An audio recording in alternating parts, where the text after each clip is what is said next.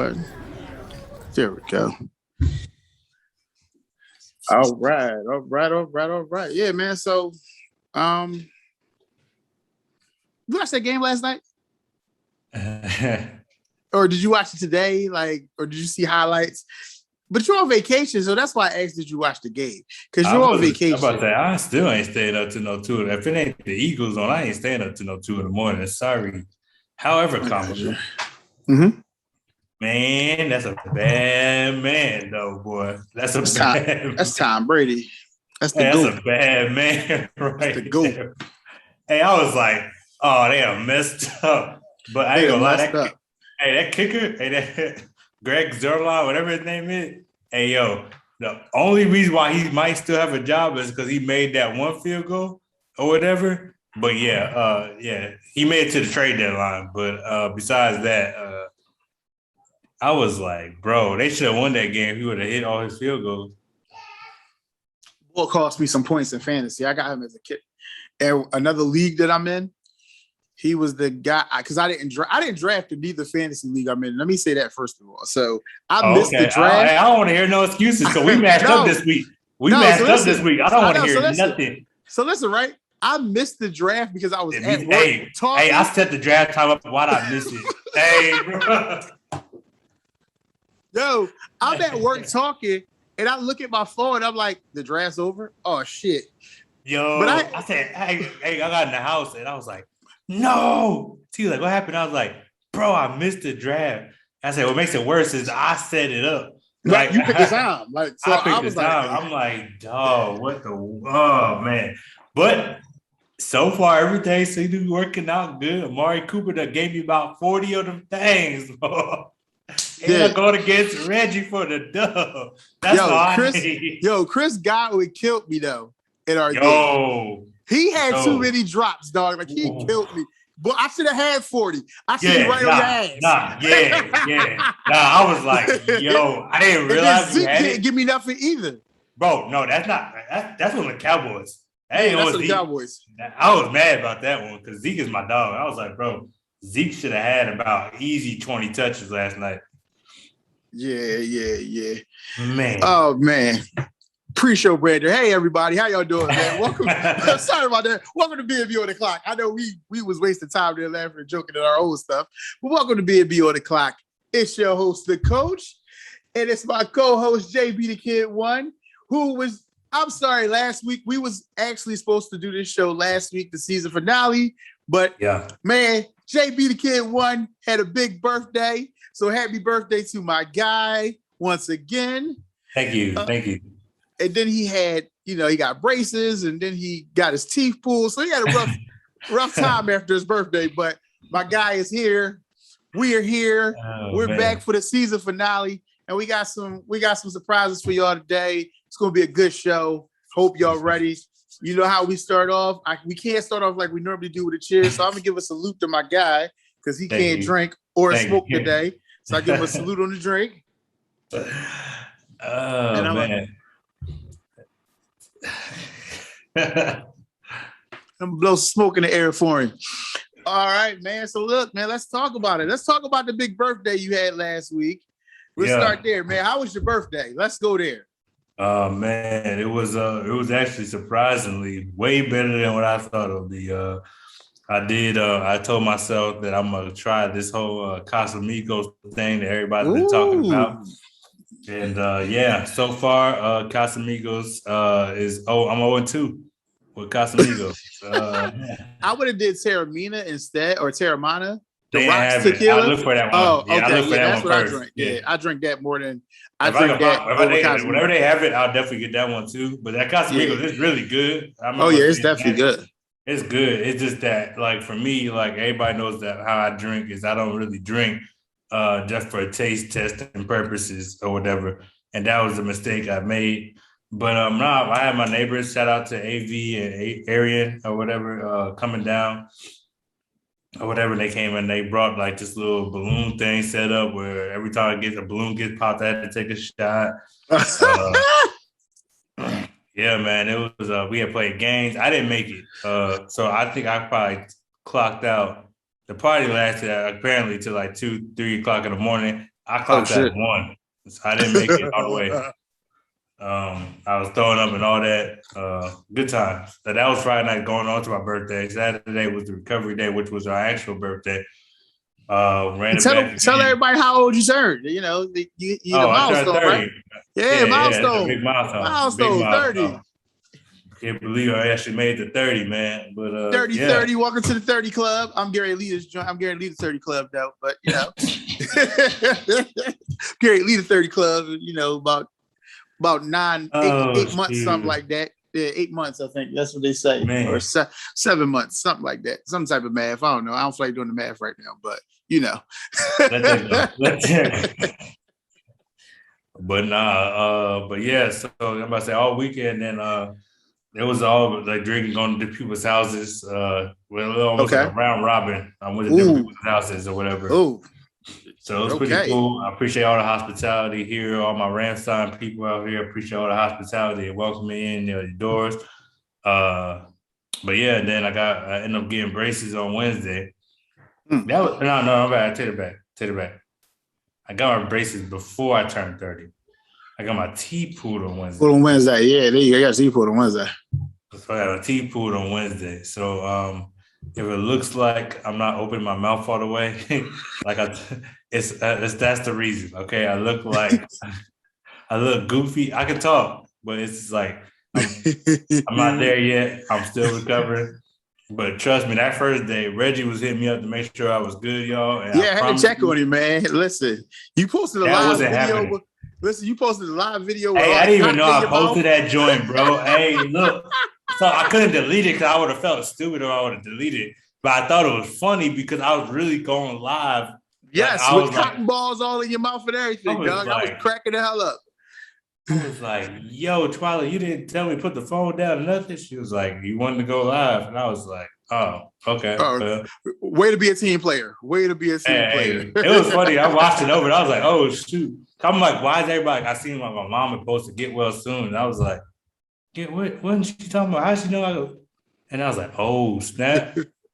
But yeah, I'm recovered, you know what I'm saying? I should be back to like the regular scheduled programming. Tomorrow's going to be one of those slower days here on Ramstein because we had a 9/11 remembrance. Yeah. Yeah, they had that today or whatever, so it's going to be one of those days. Talk about it before we get into anything, though. I always like asking this question. I love hearing the stories, the storytelling, so I'll ask you first. I was going to say that for in the show. We was going to talk about 9/11. I was going to say that was going to be the first topic we talked about. Never mind. That's gonna be our first topic. We was definitely going to go down. Me personally, I love hearing those stories or whatever. Yeah.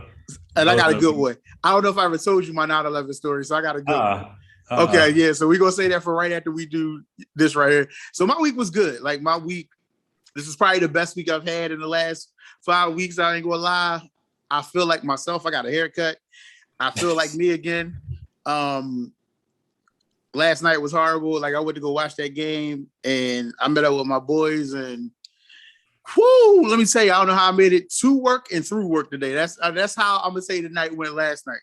So I don't know what they got in store for tonight, but Lord help me. Lord, pray for me because I ain't done this in a long time and I ain't a spring chicken no more. Like this shit here. Like I don't know, but yeah, man, my week was good. Kids are all back in school now. Everybody's back in school. I mean, I do have like some sadness going on in my life. My daughter and her mom are moving to North Carolina. They're moving to Charlotte on Wednesday. So this is my last weekend seeing my daughter for about 2 months until I go down there. Yeah. So now you have a reason to go down to Charlotte, huh? Yeah, her mom got a job in Charlotte. She works for Charlotte. I don't want to put her business out there because me and her are real good terms, and I don't feel like hearing a headache if she ever watches this and here. I put her business out there, but she got a job in Charlotte. So, but she got a job in Charlotte. She went down today to go find their housing because she starts next week. Not next week, the following week. She starts work, so she had to go get their housing things situated so they can move down there on Wednesday. So, you know, for me, it's going to be a rough weekend because I gotta actually tell family because I haven't told nobody that she's actually moving. So this is going to be a hard weekend for me with family members because I'm probably going to get cussed out by everybody because I didn't prepare them for this shit. So I'm probably literally going to get cussed out. And the family members who don't get to see her and they hear it on here watching the show, I'm so sorry. I apologize. Now, don't kill me for not remember to bring her by to see you. Just don't judge my heart, judge my brain. I got a lot going on in life, so I'm sorry for y'all. Like I don't know what to tell you. Really. I'm sorry. Oldest kid turned 20 Thursday. Yesterday. I'm tripping. Yeah, yesterday. Yesterday was Thursday. Oldest kid turned 20. You know, she's 10 times 2, as she likes to say. So 10 times 2. She looked like she had an amazing time on her birthday. I wasn't able to go down there because, again, I had to work and I had some other things going on. So I wasn't able to go down there and spend her birthday with her. But I talked to her and everything, and she's good. So that's that. But yeah, so we're going to kick the show off. We normally kick off with sports, but we're going to kick off today with some 9/11 remembrance. And I guess I'll tell my story first. Because that's where you were going. So I'll tell my story first. 9/11/2001. Where was I at? So I could tell y'all where I was at because I will never forget the day. I was in AIT, going through final inspection. Yeah. So here, peep this. We're towing the line for final inspection in our dorm rooms, in our barracks. Getting ready to go through, they're about to do their final inspection, check all our stuff before we graduate, because we graduated on the 14th. And you hear them come across the loudspeaker. I'll never forget this shit. Like, I'll never, ever forget this. They came across the loudspeaker and was like, 2 birds just crashed into the tower. We're all sitting there looking at each other thinking they're talking about the CO and the XO coming upstairs to check our stuff. Literally, everybody's looking at each other like, yo, CO, XO coming up. Yo, we got to get it locked in. And then you see our drill sergeant come flying up the steps, haul acid. And when I say he was haul acid, I never seen dude move that fast. He came in the room and was like, everybody, we was like, Hatties. He was like, parade rest, stand, everybody sit down. Whoa, wait. He didn't even know what to say to us. Like, that's how crazy it was. He ran in his office, pulled his TV out to the front, and he was like, everybody on the East Coast need to come sit in front of the TV right now. And that's how we found out. That's literally how we found out, bro. And it went from to go sit in front of the TV to get your ass on the phone and call home and see if your family's okay. And that we never had final inspection. We went from that moment to, oh no, y'all soldiers, come get this battle gear. Y'all got gate watch. Literally. And we was on gate watch from that moment on until we graduated. Oh wow. So we was on gate rotation until we graduated. Like, and that was literally how I found out about 9/11. I called home, talked to my mom and dad, and they was like, I don't think we're gonna be able to fly out for your graduation. And then I called them back the next day and I found out they really wasn't able to fly out for my graduation. Because my dad was supposed to fly out on 9/11. He was spending the whole week down there. So he was going to spend like however many days he could and then see me for graduation, see me after graduation, spend some time with me, and then that would be it. But when I called home, he was like, they canceled my flight. It's like, what? He's like, I'm trying to see if I can get another one. He's like, call back tomorrow and I'll let you know. And when I called back the next day, he was like, no, your flight's canceled.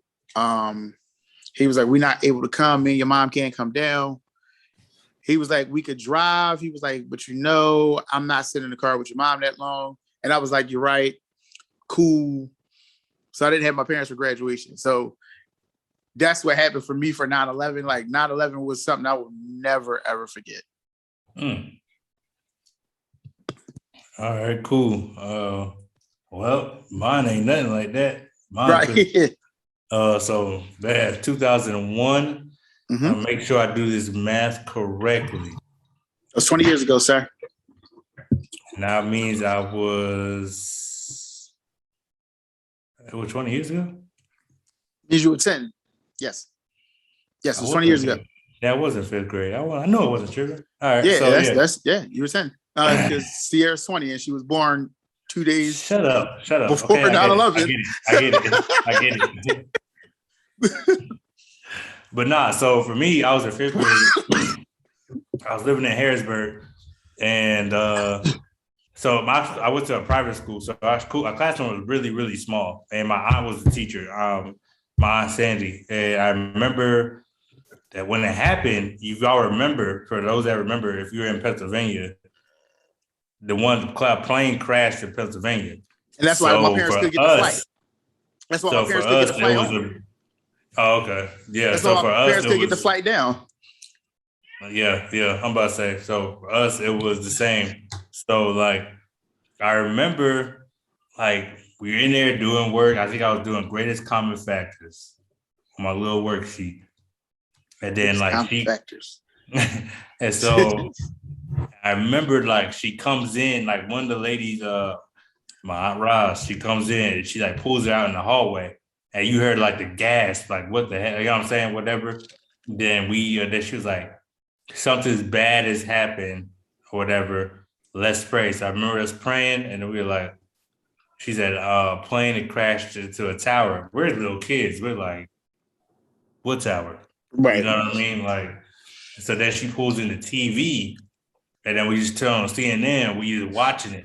Right. And then she's like, everybody making phone calls, like, come get your kids, and the buses are coming to pick up kids or whatever, drop them off. So like part of me is like, yo, I get to go home. Right. Not knowing how serious it is because you're a kid. Right. Yeah. I'm about to say, me, I was like, I get to go home. It wasn't until my mom sat us down and told us like what happened, how people really lost their lives. Like I remember vowing I would never get on a plane ever after that. Like ever. Okay. Quickly, that definitely changed. That's how I was so nervous when I graduated basic to get on a plane. I was like, I would never get on a plane after 9/11. Like I refused. But yeah, so I'm about to say for me, it was more so like I just remember getting out of school. A lot of people like it was I was very church oriented. So we went to church, had different prayer meetings. I remember the sermon that was preached that week. Oh, good God. It was, we had a moment of silence. There was a lot of stuff that was going on. I kept on reading the reports, and that's when I learned about Saddam Hussein, and then how like that was the first, like for me as a kid, it was me seeing what your old heads talked about. That was like about wars and all that good stuff. I got to see and hear war talk and terrorists and all that at a younger age. Right. So that's why I always find it funny for like kids now. For instance, we talk about Sierra, people that are Sierra's age that are born, right? They don't really know too much about stuff like this. So it's always funny when you get those new soldiers that are coming in now. It's like the reason why the Army, I feel like, is changing now, is spoon-fed now, is because a lot of these, like for us, a lot of people that my NCOs or people that your age that were old enough, like they were either in the Army or coming in the Army when this whole war thing took off. 9/11 actually was happening. It was a bigger deal for them. For me, I was a kid, so I was introduced to the whole terrorist act, the jokes and the comedians. Y'all remember it was like 2-3 years. People just joking about 9/11, the plane joke, like the whole "it's a bomb" type thing, and that started at 9/11. Like that's why I said a lot of kids don't understand it or whatever. We did end up losing somebody in our church, though. I do remember that. Oh wow! Okay. Yeah. So she was caught in the on the rubble. Oh, correct. Yeah. So like she was there. She was stock something or whatever, and she had lost her life. It wasn't like because she was like at the time. I think it was because like she had like a lot of rubble, and she was like buried under the rubble for like a couple of days or something. I found out later on, and then like years later, we had another dude that was a firefighter that went down there or whatever, and he got cancer. Okay. And he got it from that or whatever. So, I mean, it's stuff like that. We in basic training though, when we had I graduated around this time Okay. From basic training. So we had like a remembrance type thing at the church and hearing different stories from other people. Right. I think the one that probably hit me the most though is one of my battle buddies.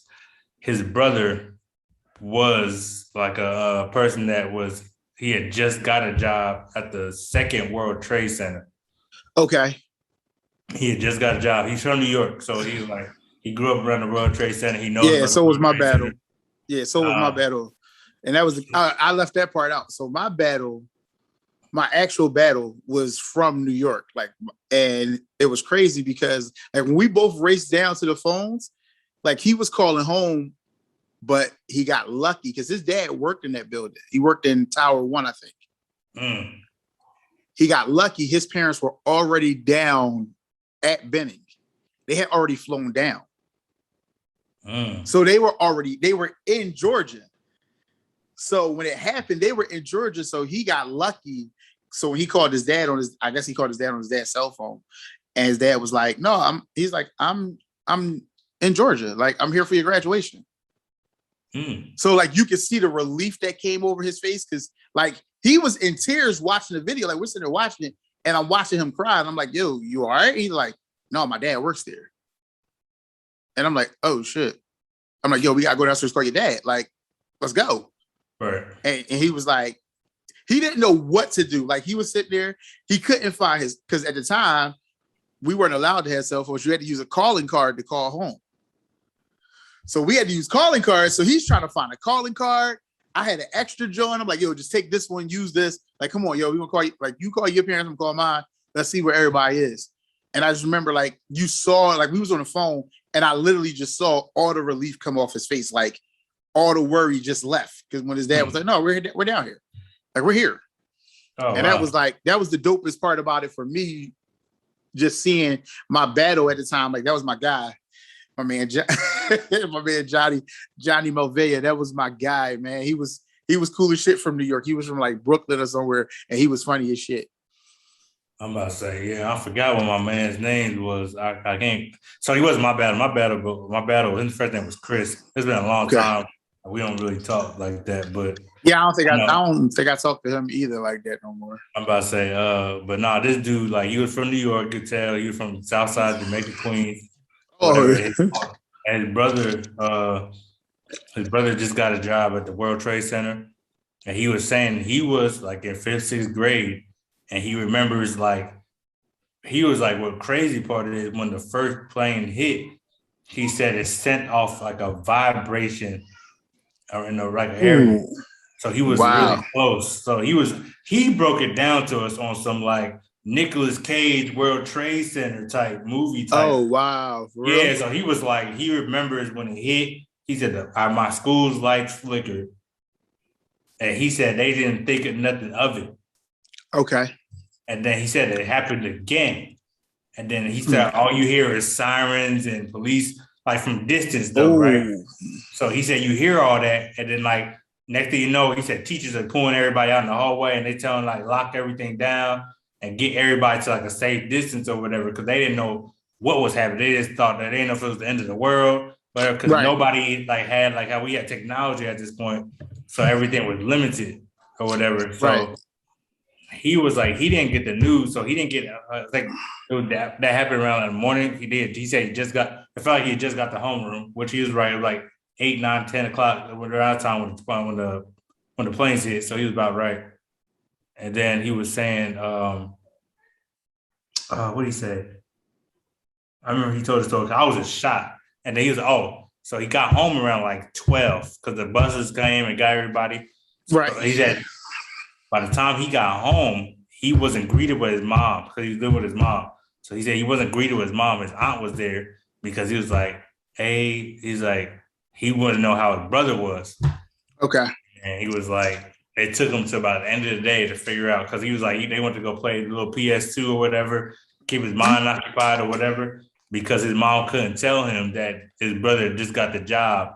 And he just started like, he didn't just get the job, but it's been like 2 weeks he started working there or whatever. And he had died or whatever. So he was like, that's why he joined the army, because he can play get back or whatever. So he's a gotcha. He said that he's ain't gonna lie. That's why I remember it, because I was like, this man waited for 10 years to sign up for the Army to get back. Yeah. Oh shoot, he dangerous. Like that was my reaction. Like even though I ain't making a joke out of everything, but I was like, but he's dangerous. Yeah, he's dangerous. Yeah, I was like, yo, like he was not playing no games, but like. No. But nah, so like his story was like a story I always like tell people, like we as kids, you got to remember, like we seen people getting called to fight at a young age. I remember like it was so many. That's when I felt like in the Black community going to the military was normalized. Right, it was. That was the only time I see it being normalized, because I was like, if you think about Army pillow, ooh, ain't nobody about to go to the Army. Then when that happened, I seen so many people I knew sign up. Not new, but like because I was little, but old heads or whatever. Yeah. Like, where they go? Oh, they went to the Army. Dang, oh, he went to the Marines. He's right.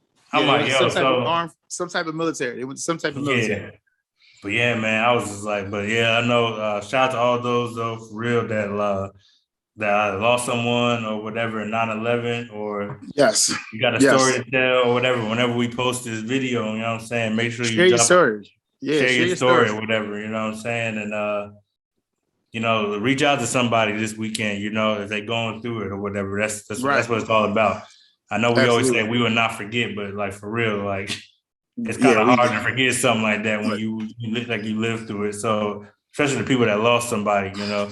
And people that survived it. We always talk about people we lost, but the survivors. Yeah, the survivors out there too. Definitely, you know, survivors, the firefighters, you know, first responders, all them guys. They showed them some love this week because they had a hard job going into those buildings and trying to pull people out. So definitely showed them some love. Yeah, like, I mean, I was like, I guess this is what we signed up for. Like, it's time to go to war. Like, I remember saying that. After we really found out. I was like, yo, I guess this is what we signed up for. We're about to go to war. I thought we was going to war that day. like to be all the way real. Like, I was like, oh, we're about to go to war. And my drill sergeant was like, you're not going to war. You haven't even graduated yet. He's like, you didn't go to your duty station. I was like, oh, so we're not going to war from here? like y'all just not going to ship us straight to war? Oh, all right, cool. And then I ain't go to Iraq for another 5 years after that. I finally went to Iraq in 2006. So I made my trek across the pond then. But yeah, man, yeah. 9/11 was a different. It started a different time in America, man. It did. Yeah, it definitely started, and you know they're afraid that something's going to happen tomorrow. Like they're afraid something's going to happen tomorrow. That's the reports coming out of the White House, is that like they are very worried that something's going to go down tomorrow. Even though the stuff that just went down in Afghanistan, they think something's going to happen here tomorrow. Like they think something's going to happen in America somewhere tomorrow. Yeah, that's like the biggest news right now going on CNN, is that it's like trying to remember it, but also like letting people be known, like, yo, something might go down tomorrow. So that's could happen. You never know. Like shit, we didn't think 9/11 would happen, and it happened. Right. So we're gonna move along and we're gonna talk some sports here. And I feel like we need to get this out the way, get this guy out the way, because I'm over this joker. Say that every week, but yeah, say it every week. But we gotta talk about the Ben Simmons watch and his latest statements. Like, you know, Doc Rivers owes him an apology, and the Sixers should apologize to him. Yo, I love Shaq and Charles more than anybody right now, because everything they have said, I agree with, because I've been saying it for 3 years. So I feel like I should be called like the Zen Master or the fortune teller, Miss Cleo, something, because I've been saying this shit for 3 years and everybody told me I was wrong. Like, I was told I was wrong, and this guy was greatness in the making, and he's a generational talent. And, you know, you have to accept the fact that he can't shoot because he can do everything else so great. That's what I was told. I've been told this multiple times. Somebody else, I'm not going to say who told me this because it wasn't you, but it was somebody you're related to. And so I'm gonna leave that right there. But again, like I said, like I've been saying, he needs to be gone. It needs to happen before training camp. I don't even care who they get in return now. There's so many different deals going on. I heard they made a deal with, I heard they offered a deal to go to State. It's like Ben, Thibault, Maxey, 5 draft picks, all for Steph Curry. Now listen here. Now listen here. I'm gonna say this. I'm giving all that up. They can have it all if you get me. If you get me Steph. You get me Steph to play with Steph. I'm cool to play with Joel. Listen here. Man. Listen here. But I heard Golden State, 1, they don't want to give up Steph. And then 2, they don't know how Draymond and Ben both can play on the floor together. That's what I'm saying. Yeah, that makes sense. Like you can't have 2 dudes who do the same exact thing except for Draymond will shoot the ball, but he's not a great shooter. Like he'll shoot it though. Mm-hmm. So, but then I heard Minnesota offered a bunch of players too for Ben. They offered D'Angelo, the young kid they drafted last year, and somebody else. But I mean, at this point, he just needs to be dealt in my eyes. Like he just needs to go. Like he needs to go. So here's the thing, right? So I see this is where Philly fans are. Oh, listen, they didn't turn on main man. Like, listen, the fans that was going. So here's the thing is no, because Philly fans are the most disrespectful and can be the most ungrateful fans. And I'm saying this as a Philly sports fan. Okay. How you gonna call them ungrateful when all they want to do is get better? Excuse me. I got the floor. Go ahead. Okay. So the reason why I say that, because one bad play, that's all it takes. One bad play, and you have to earn your get backs. You can't be. It was drafted. One play. It was one play. It was one play, or was it a series? Are you gonna let me have the floor? You just tried to preference it to one play. It was a series. It was the whole series. Excuse me. I wasn't finished. Let me make my point. Come on, Shannon. Yeah. So you gonna sit here and tell me, like, for instance, Mr. Carson Wentz, you can't be drafted number 2 overall. We're not gonna talk about him. MVP candidate, right? We're not gonna talk about. Hold on. Then you have one bad season, and then all of a sudden he got to get up out of there. I say that because I am that Philly fan. I can't sit there. Hold on real quick. So we got someone joining. I don't know if he's going to go on video or not. I'm gonna wait till he comes in, but I'm gonna keep going. I'm gonna let you keep going. So then on top of that, you got freaking, and then with Ben Simmons, it's like I agree because like the reason why I said like Philly fans were waiting, right? I feel like this is why Philly fans are so upset. Philly fans were upset because we waited. Y'all waited. We waited. Y'all waited for Ben Simmons. And then when he got drafted, he was injured after playing the summer league. I'm still upset about that. I'm really upset about that. So he sat down a whole year. Then he comes out as this promised land kid, right? And so then, like, all right, first year, he does all right, you know what I'm saying? Almost rookie of the year, wooty whoop, whatever. He ain't get a jump shot. Like, he will never improve. Even though, like, and it's coming out like his parents, his loved ones are like, hey, you good, you don't need a jump shot, just keep on doing you. So he has that in his corner too. I don't know if you read that. And Brett Brown. Let's not forget Brett Brown was also a contributor. Remember, Brett Brown is like family too. So he's like family. So I'm like, another thing, and that for me, for Philly fans, like you can't give us like this high lauded, like, oh, you supposed to be the second coming of Jesus, and you don't deliver, and then you can't. And so that's why I was like, I always say though, here's the issue with Philly fans. Like, I don't feel like Philly about to get back what they deserve for Ben. We're not. That's the issue. We're not. So that was like, that's the thing though. Like the bridge is burnt though. You feel me? Like the bridge is burnt. The issue I had with Ben is now he's being too light skinned for me. Like you posting pictures with the X on the 76ers.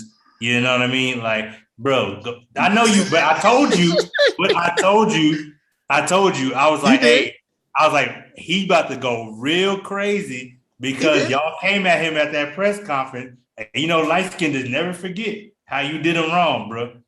Hey, so he went off. I'm watching because I was like, yo, if I was Ben, I would sit there and do some petty ass shit because Doc didn't have to put him out there. Joel tried to come to his aid all willy-nilly, but you definitely dissed him in the press conference. I ain't trying to hear all that shit. No, I ain't trying to hear that shit. I didn't say nothing. You're about to defend Joel Embiid. I don't want to hear. No, I wasn't. I was about to be mad at him for.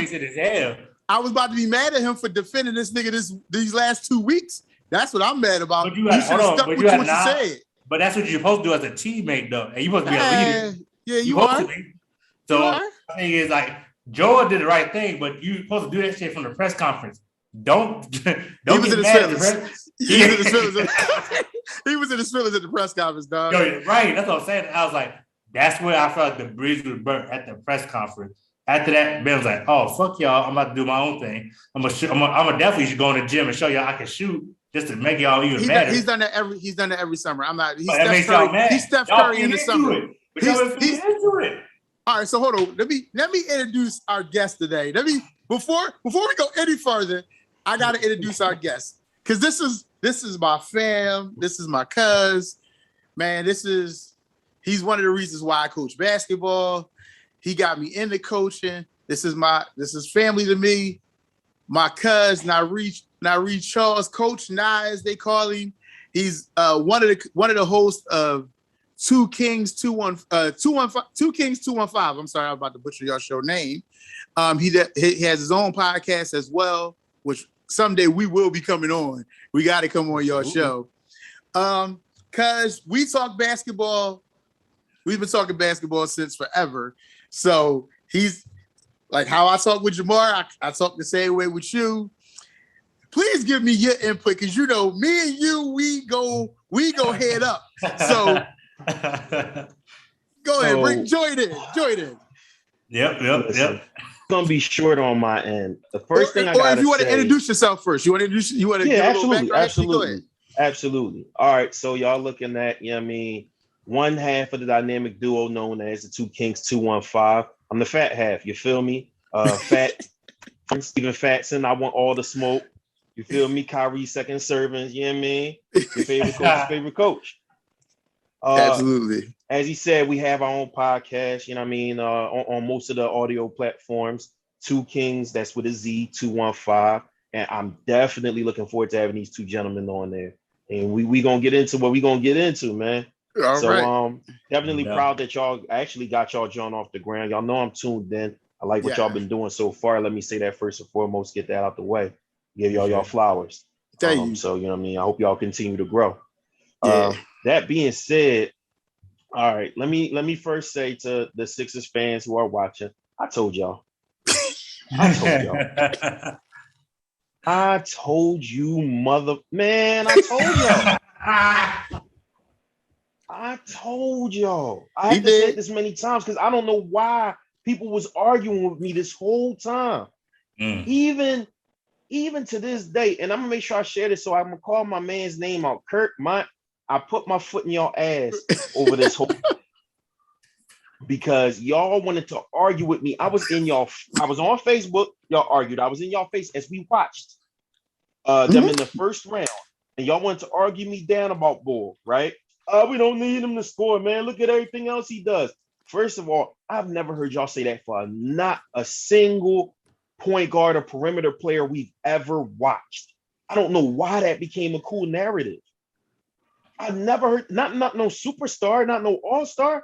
I never heard that for another all-star perimeter player. We don't need him to score. Are you fucking serious? You're a franchise player, and we don't need talk that talk. Talk that talk. Y'all was bugging. Y'all was dick eating heavy. Talk that That's talk. crazy to me. That's crazy, man. Look how he giving y'all his ass to kiss now, right? He's the who I told y'all he was. How many men said he was who I said he was? He was right who I thought he was. You feel me? Talk. Like now that whole narrative, and the thing is, he's one of those people like y'all know how we talk about girls and we say that's that girl that act crazy because she got girlfriends to back her up. That's him. All these people backed up his nonsense for years. LeBron, he's the prince. You know what I'm saying? As you always mentioning, Brett Brown, his family. You know what I'm saying? All these people, even Doc. Doc got here and Doc didn't say, Brett Brown was on his way out the door talking about something, he gonna make him shoot jumpers. Never did it. Never did. Never did it. I don't know how many posts I put up saying that as a coach, I would have been benched Ben by now. And people like, no, you can't do that. You can't do that. Now look where we at. You know, to lose him for a bag of chips and a hoagie. You know my feelings on board. So but the hoagies though. Not even in fact, I should say a sub. It's not even going to be a hoagie. There you go. There you go. A plain sub. From Subway. Hey, from Subway too. You feel me? Not even on the Italian herbs and cheese. Now you know my thoughts on Homeboy. Like you know my thoughts on Homeboy. Like I never thought he was generational. I've been saying this, I've been saying this since forever. Like since they drafted him, I didn't even really want to draft him. Like I didn't personally want to draft him. And I said that. And everybody said I was tripping, but I said, look at LSU and look at how they played. Like I go all the way back to LSU with him. Like he didn't live up to the hype at LSU. For me, he didn't. And then once he got here and in that summer league, he shot them mid-range shots and everybody was like, oh, he's going to shoot it. And then he got hurt mysteriously. And then he was out for the whole season. And then he came back the next year and he wasn't shooting at all. And then you had people in Philly saying, oh, well, we're going to change the narrative and say, long as he's aggressive, he's the best version of himself. Because I remember hearing this all the time. An aggressive Ben Simmons is the best Ben Simmons. Well, let's go back to these playoffs. Since we want to use that term, let's go back to these playoffs. Let's go to the Atlanta series. Your starting point guard cannot Pause for a second. Pause for a second. Before you get into that, and I don't know if y'all mentioned it before I came through, but I just want to mention it because I want to dig the grave a little bit deeper. I just want to mention that everybody's upset now with what happened in Atlanta, right? Right. Did people realize that every single playoff series that Ben has been in, he's had a single-digit scoring game? Since the first time he's been in the playoffs? Yeah. I think every single playoff series. He's averaged a single digit. He's had a single-digit game. Yeah. Every last one. Yep. Right, so every series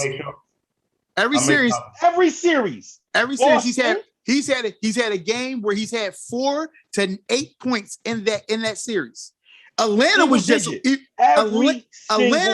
worse because Miami, after games 1 and 2, he had 4 points, 8 points, and 7 points. That's the only difference is that he did it multiple times in Atlanta series. But since he's gotten to the playoffs as a player, he's had a single-digit game in every single series he's played in. First win in Miami. Okay, all right. No. I was trying to understand because I was like, for me, because I was saying because Reggie sat here and said like aggressive Ben Simmons because I was the person that was like, all right, F him shooting because I gave up on him shooting. Like real rap, I just gave up on shooting. But if you go into the basket and you go into the line, whatever, I never had an issue with that. At least you're doing something because my thing was I'm a Lakers fan, so I wanted Lonzo Ball to be aggressive. Cause I was like, yo, if Lonzo is go to the hole or whatever, I ain't got an issue. Fix that broken jumper later. Just go to the hole, go to the line. I ain't tripping on that. So like the issue I had was because when Ben Simmons went off against Brooklyn that 1 year or whatever, he was aggressive. He was aggressive. And I was like, all right. Basket. And I was like, yo, I could live with that Ben Simmons. But you remember that's when Joel Embiid was out though. I'm about to say his biggest games when Joel Embiid is out. I was telling. I was saying. That's why I said. I was like, if anything, I was like, Ben Simmons is fine as long as he's aggressive. Joel Embiid just can't be on the court. That's always been my argument. I said he's a good player. Joel Embiid just can't be on the court. But the franchise is Joel Embiid. He's the franchise. I'm track. They don't know that. They don't know that. But he's the franchise. Like, he's the franchise player. I just had to go ahead and point that out. So since you spoke about aggression and why it matters. So when you look at the Atlanta series, game 1 and 2, I think game 1 he had 18, and game 2 I think he had 21, if I remember that correctly. And then from game 3 on, he averaged single digits. And he didn't take shots in the fourth quarter. He didn't take a shot. 0. You can't be the starting point guard and not take a shot in the fourth quarter of a game because you're afraid to go to the foul line. People were defending the fact that he didn't shoot in the fourth quarter. Like, that's I didn't understand. Like, I was what? He got so much leeway in this city until that pass when he did that spin move on Gallinari, where he should have threw it down on both of their heads. Hey, I couldn't believe it. I had to watch all the games, right? I had to watch it the next day. So I was reading everybody's comments, and I couldn't believe it. I was like, there's no way it was that wide open. Bro, I watched that video about like 7-8 times. I was like, yo, like, I was like, maybe there's something I'm missing, right? I couldn't believe it. Man, he was done after that. Like, it was over. Listen, you gotta actually watch the whole clip and see different angles, because you see Tobias like, what? And you see Joel on top like, my man. Like, Joel Embiid's joint was the funniest. My man was just like, like head scratching moment in basketball, and now you're sitting here telling me I'm not passing on Trae Young if I'm under the rim, and I'm not talking about letting me when we hoop. I'm talking about me right now. The watch version. Me right now. No, watch version. I got Trae Young under the rim. I'm putting the ball up. Yeah, I'm getting me a layup. Like, I'm getting something, and I'm going to the line. Found me. Yeah, like, and at the end of the day, like, I get it. It's in his head. I say this all the time. Foul shooting is mental. He can't hit foul shots. It's in his head. I get all that. Technique is bad too, though. Huh? I said his technique is bad too. It doesn't look as bad as it actually is, but it is. Yeah, it's bad too. That's bad. I can give a whole shooting class on his horrible form, but ball comes out sideways. I've never seen a ball come out of somebody's hand spinning sideways. I've never seen that. I've never seen it in my life. I've been playing basketball my whole life. I can shoot, and I've never seen a ball literally come out of somebody's hand and spin sideways. I love the All-Star game picture where you see Brian, Melo, you see all them standing there, and he's shooting the ball, and the ball's coming out sideways, and you see the sideways spin, and it's like, how did that happen? Like, how does the ball do that? Yeah, like, listen, again, I've been wanting them going for 3 years. I've been saying this for 3 years. My cousin tell you, I've been asking for him to be traded 3 years ago. So for me, his best value was 3 years ago. They should have tried to trade him 3 years ago when he was at his highest value. Right now, you're going to get pennies on the dollar. You had to take what you could get. This motherfucker just said that he wants Doc Rivers to apologize to him. The nerve. If Doc Rivers apologizes to him, I'm not going to be a Sixers fan no more. I promise you this. What? No, you can't. I can't. I can't even find one to throw on. Cat. You're not going to go through this podcast where you say things and don't back it up. Cat. Bro, if Doc Rivers apologizes, I'm a coach. Let me tell you something. I ain't apologizing to no player for no reason. Ever. You know, I talk reckless to my players. Listen, we coach together. You know how I get down. There's no way on God's green earth, as a fan, as a coach, that I'm going to sit here and the head coach of my team apologizes to a player who ain't worth it. Listen, I won't be. You got to be wrong to apologize, man. And you got right. What is he apologizing for? Because he said he don't think he can win with him. He said, I don't know. Listen, I don't know. It's not a bad answer. He could have just flat out said no, because that would have been my answer. No. No, again, and you can tell me to get the hate out of my heart because I know that's how you feel because you like saying that all the time, Jamar. But no, it's not hate. I don't like his game. I've been saying it for 3 years. I'm gonna continue to say it. He could go wherever he wants and start shooting jump shots, and I'll clap it up and be like, "Congratulations, you figured out how to shoot the ball." Listen, he just don't need to be here no more. I don't need to see it again. Like the definition of insanity is repeating the same thing over and over again. And this is insanity now. Different results. Yes, sir. Exactly. This is insanity now. This is insanity. Just like the jump shot videos you mentioned, right? We've been watching them every summer. That's literally insanity. Watching that's every summer. Off season after off season. Bro, what's insane is Philly Sixer fans sitting there getting hyped every freaking summer. I got hyped the first year. I'm not gonna lie. Nah, he did, and I told him. I got hyped the first year. And I told him it was bullshit. I got hyped the first year. Yes, he did. But once you didn't shoot during the season, it was a wrap for me again. See, I was hyped on that freaking Sixer versus Laker Summer League game versus Lonzo and Ben Simmons. And I was like, if Ben Simmons does what he does right now, Philly might have some issues. You know what I'm saying? Hey, they might be something. But I was like, once he did, first of all, he didn't play. Once he came back and did the complete opposite of what he did in the Summer League, I was just like, okay, all right. I don't want to see. Again, that Summer League, I was hyped. That game, I was hyped. Oh, he got a jump. He looked like he worked on his jump shot. I was hyped. What? That summer, not the summer where the first time they put the videos out, I called him instantly. I sent the nigga the video and everything. Like, yo, you see this? I straight sent him the video. There was no, I'm not going to lie. Like, I'm me. Like, I'm a Sixers fan. And if this guy's on our team and they showing me he working on his game, I'm going to believe it. We get to the season, he doesn't start shooting. First thing I said to him, I called him instantly. He got to go. He said, damn, you was just hyped. I said, he got to go. He's not shooting. I don't care. Like, he got to go. And listen, I'm honest with it. Like, I don't change. Like, and here to tell you, when it comes to basketball, I said it's the kids I coach. If you don't shoot, what do I got you on the floor for? I asked that question. Oh, coach, but I do everything. What do you do else? Because I can put somebody else on the floor that can get stops. Because we all play defense. In my eyes, everybody on my team plays defense. If I tell them to get you the ball while you wide open, you're supposed to let that thing fly. Don't look to pass to nobody else. Let that thing fly. If you start passing the ball again, you can come have a seat next to me, and there's somebody else on this bench that's going to shoot it. Listen, he got to go. Like, I can't say it enough. Like, I've been saying it for 3 years. I'm going to continue to say it. He got to go. He got to go. He got to go. Like, now, you want to know what's going to be the funniest thing? He going to go somewhere and start shooting. No. What's going to be funnier than that is if you have to trade Maxey. That's going to hurt. To get him That's going to hurt. That's going to hurt.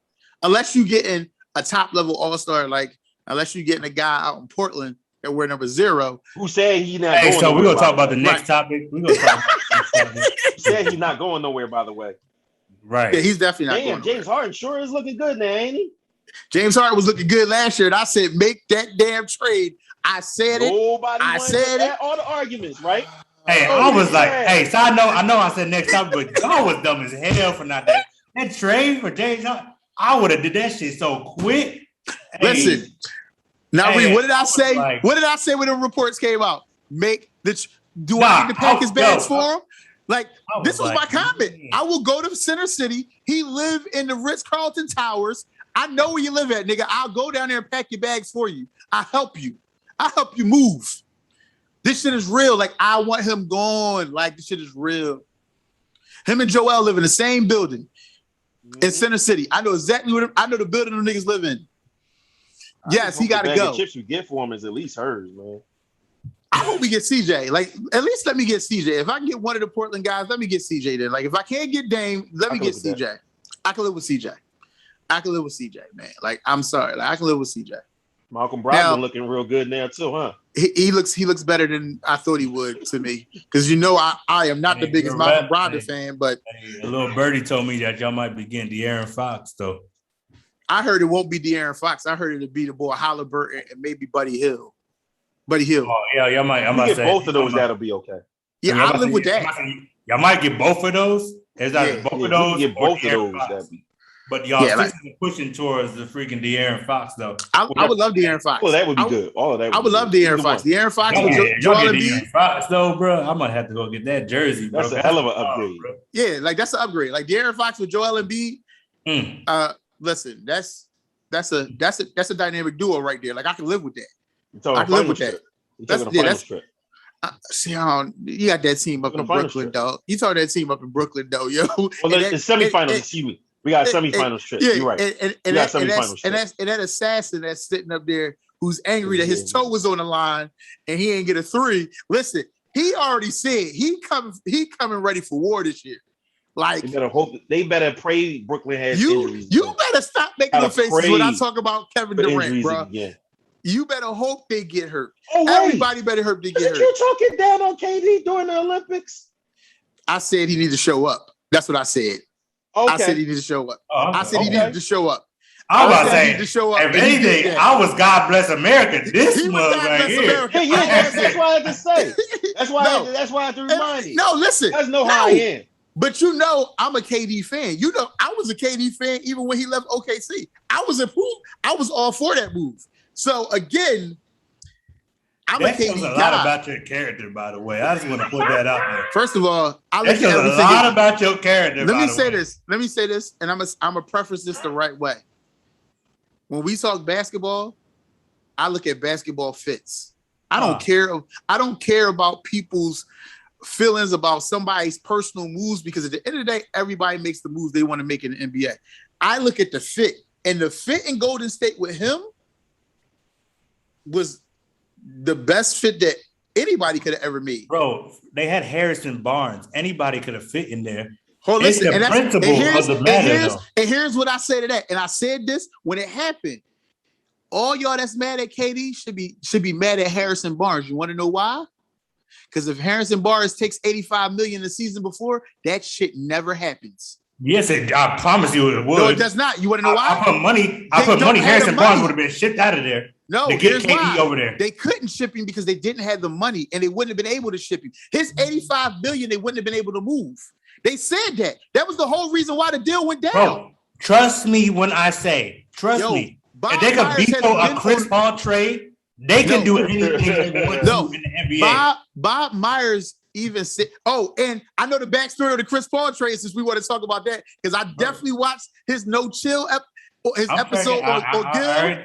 Yeah, I'm trying. Yeah, we can talk about that now too, since you wanted to bring that up. But what he said was, and what Bob Myers said was, he literally said, if we keep Harrison Barnes, if we would have kept Harrison Barnes, there was no way we can make that deal because there was no way we could offload his money off the books. Nobody was taking that deal. The money that they were going to pay Harrison Barnes didn't even get half of that when he went on the market. So you got to remember, you got to look at the money. You got to look at the money. He got $85 million. You're talking to a Lakers fan that signed Timothy Mozgov and Luol Deng for some dumb money. I don't want to hear nothing is impossible in the NBA, bro. No, I'm not hearing it. If they wanted KD, they would have got KD by any means necessary, bro. That's a fact. It wouldn't be able to be done, though. Money-wise, it wouldn't be able to be done. All them rich-ass owners in the NBA, you mean nobody could have got some money off the book? Something would have happened. So what you had to do, like you literally to get his money off the books. It was a 3-team, 4-team trade, I promise you. The stuff they would have had to do, and they would have had to get Oklahoma City to agree to a sign and trade and to take somebody. Oklahoma City wasn't agreeing to none of that shit. They wasn't with it. They was not with it. Listen, I love how you say sign and trade because you remember they could have signed KD, right, for the extension that year. Or whatever, and they were like, but KD was like, he wanted to, do the whole. He would test the market, right, test the market, right? So my thing was like, OKC didn't get nothing back. That's why everybody was upset because like they could. I think OKC would have jumped on a sign and trade, but you had to empty the house to get KD, and that's that the would thing. have been a difference. And that's what Bob Myers was saying. Like you got to really give up a lot to get him. Yeah, I'm not saying as long as you don't touch. So Draymond would have been on the OKC though. I'll tell you that much. So and again, that doesn't work for Golden State because Draymond is really their facilitator. So it doesn't work taking him off of Golden State. No, again, that part, a sign and trade wouldn't work. But like as far as like KD being a free agent and like, hey, Harrison Barnes, the only thing that's stopping me from getting to Golden State. Somebody would have been off that team, and it would have happened. I promise you. Something would have had to. They would have had to do a lot to make it happen, though. But yeah, I'm about to say there's no way. What? He tell me I coming to. Hey, you gotta go. Hey, you gotta go. Hey, bro, you just lost your job. That's crazy, bro. Yeah. Gilbert Arenas told the best story about the whole Chris Paul deal, though. He literally broke it down because he got it from his agent how it went down that Chris Paul didn't go to the Lakers, and he told it to Chris on the show. Yo, if you haven't watched that episode, you gotta watch it because Chris' whole face was like, "That makes sense, though." He was like, "This is why I didn't go to the Lakers." Like, but it was all about money. Yeah, and again, the NBA is so fickle, though. Like the NBA is very fickle. All politics. Like, it's all politics, and so I heard two different stories about this because I heard the whole David Stern side of it before he passed, where he was like, you know, the league was the owners of New Orleans, and the league didn't see that trade would value the league, but in reality, it was about the money and the way they could assign Team USA to the Lakers and had that for a 10-year run. The Lakers would have been dominant for 10 years. The Lakers would have been able to sign. I'll tell you that much. The Lakers would have been able to have 4 max deal players on one roster for 10 years. You talking about spoiled, okay? And still have enough money to possibly sign a 5th max player. Dang, that's wild. And that's why the league was like, nope, that can't happen. That's why the league did that. The Lakers a long time ago. Yo, and Chris Paul was sitting there and he was like, because he had never heard that. He had never heard that part of it. So when he heard it, you could see his face and he just was like his whole head, face, everything changed and Gil was breaking it down to him. Because I guess Gil is his man. Like, I guess Gil, the way they broke it down on the show, like Gil taught him the league for the most part, like in a summer workout, like Gil went to go work out with him and got him going. And Chris Paul told how he beat Gil one-on-one. How he bust his ass, How he bust his ass one-on-one. And Gil was like, I came in that joint not ready. I was at home chilling. I was in my off season. I was chilling. And got a call and went in there and tried to help the young fella out and got my ass bust. But moving along, we're going to talk about topic 2, which is the start of the NFL season. We're going to talk about last night's game. We have a Cowboys fan on the show. My cousin's a Cowboys fan. Yo, fix your face, dog. How you want to feel? Listen, that game last night was awesome. That was a great game. You live in Philly? Or better than what anybody expected it would be. He's from Houston, though. He's from Houston, so. Oh, okay. He's from Houston. I have some questions. He's originally from Houston, so. But you from LA? Get him. Touche. Okay. Get him. Okay. So last night's game. But if it means anything, I lived in California, so I don't even want to hear that. Yeah, he did live in California, so. But last night's game, Dak looked good last night, man. I'm gonna say Dak looked back. Like he looked ready. I think he was gonna be ready soon. Yeah, I don't think he'd be that ready. I would say this, like as far as Dak, like with all those offensive weapons though, like I had no. So because everybody thought that Dak was better than Carson Wentz, because I feel like okay. Anyway, stop, get that bias out your heart. So my thing was with Dak, he always had offensive weapons and an offensive line. Granted, y'all missing the offensive lineman last night though. Yeah. But I will say, like, with seeing all the offensive weapons and they actually had a preseason or whatever, I kind of expected him to come back. Now, to go toe-to-toe with Tom Brady like that, though, I was impressed. I will say that. If CD Lamb catches a ball, you know what I mean? If that kicker, he made it to the trade deadline, though. Right. He made it to the trade deadline because he didn't make it. Cost me in fantasy. All I'm going to say is that fucker cost me in fantasy. That's all I'm saying. He cost me some points in fantasy. Hey, but that boy Amari Cooper though, he's my favorite right now. he got Amari Cooper on his fantasy. Listen, he got Amari Cooper on his fantasy team. We're playing against each other. I got Chris Godwin on mine. Chris Godwin let me the fuck down last night. I should have 40 points on the board. This motherfucker want to drop a wide open pass. He want to fumble. He fucked me over last night. Like, I just want to point that out. Nah, but yeah, I'm about to say, but I just want to say on the record, Tom Brady is a bad man, bro. Yes. That's a look bad man right there. Hey, yo, like, y'all really left me this much time? No, that look though. Hey, that was a dangerous. That was mad, bro. Listen, that was a meme, and I was sitting at the bar drinking, and I'm like, I look up at the clock, and I'm like, it's 1:30 on the clock, and they show Tom's face. I was like, oh, he going to score. Yeah, the camera really zoomed in. I'm like, oh, they know it too. Oh yeah, like it's going down. Hey, notice though, like I love how everybody always saying, like, I don't know what Tom Brady drinking, but them zippers on them passes that he be throwing, I want to know what he be doing, bro. Because like him and LeBron got some stuff they got that going TB12 on, diet. That TB12 diet. You got to find out what that TB12 diet is. They say that diet plan that he do is something different. Like he's on a different level. And that drive though, that's why I love him and Gronk. I don't care. That's like the best duo in the NFL for real. Yeah. Because they be reading each other's minds, bro. Because like them dudes is Gronk went to the same spot, and nobody could do nothing about it. So hey, all right, so I'm gonna ask y'all a question. Our defense is shit, man. So I'm gonna ask y'all.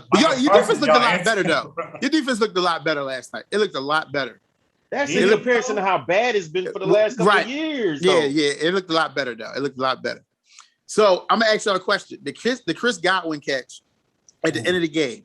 Did you feel like it was pass interference? Okay, here it is. I want to hear this. So usually, if it's blatant when they push full extension, they usually call that. Because he didn't fully extend and it's like less than a minute, they probably gonna let it play through. But when you slow it down, it looks bad.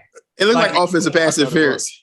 So it looks bad. The replay, it looks like in live action when they played it in regular motion, it doesn't look like pass interference. It looks like the defender is holding on for dear life. That's what it looks like.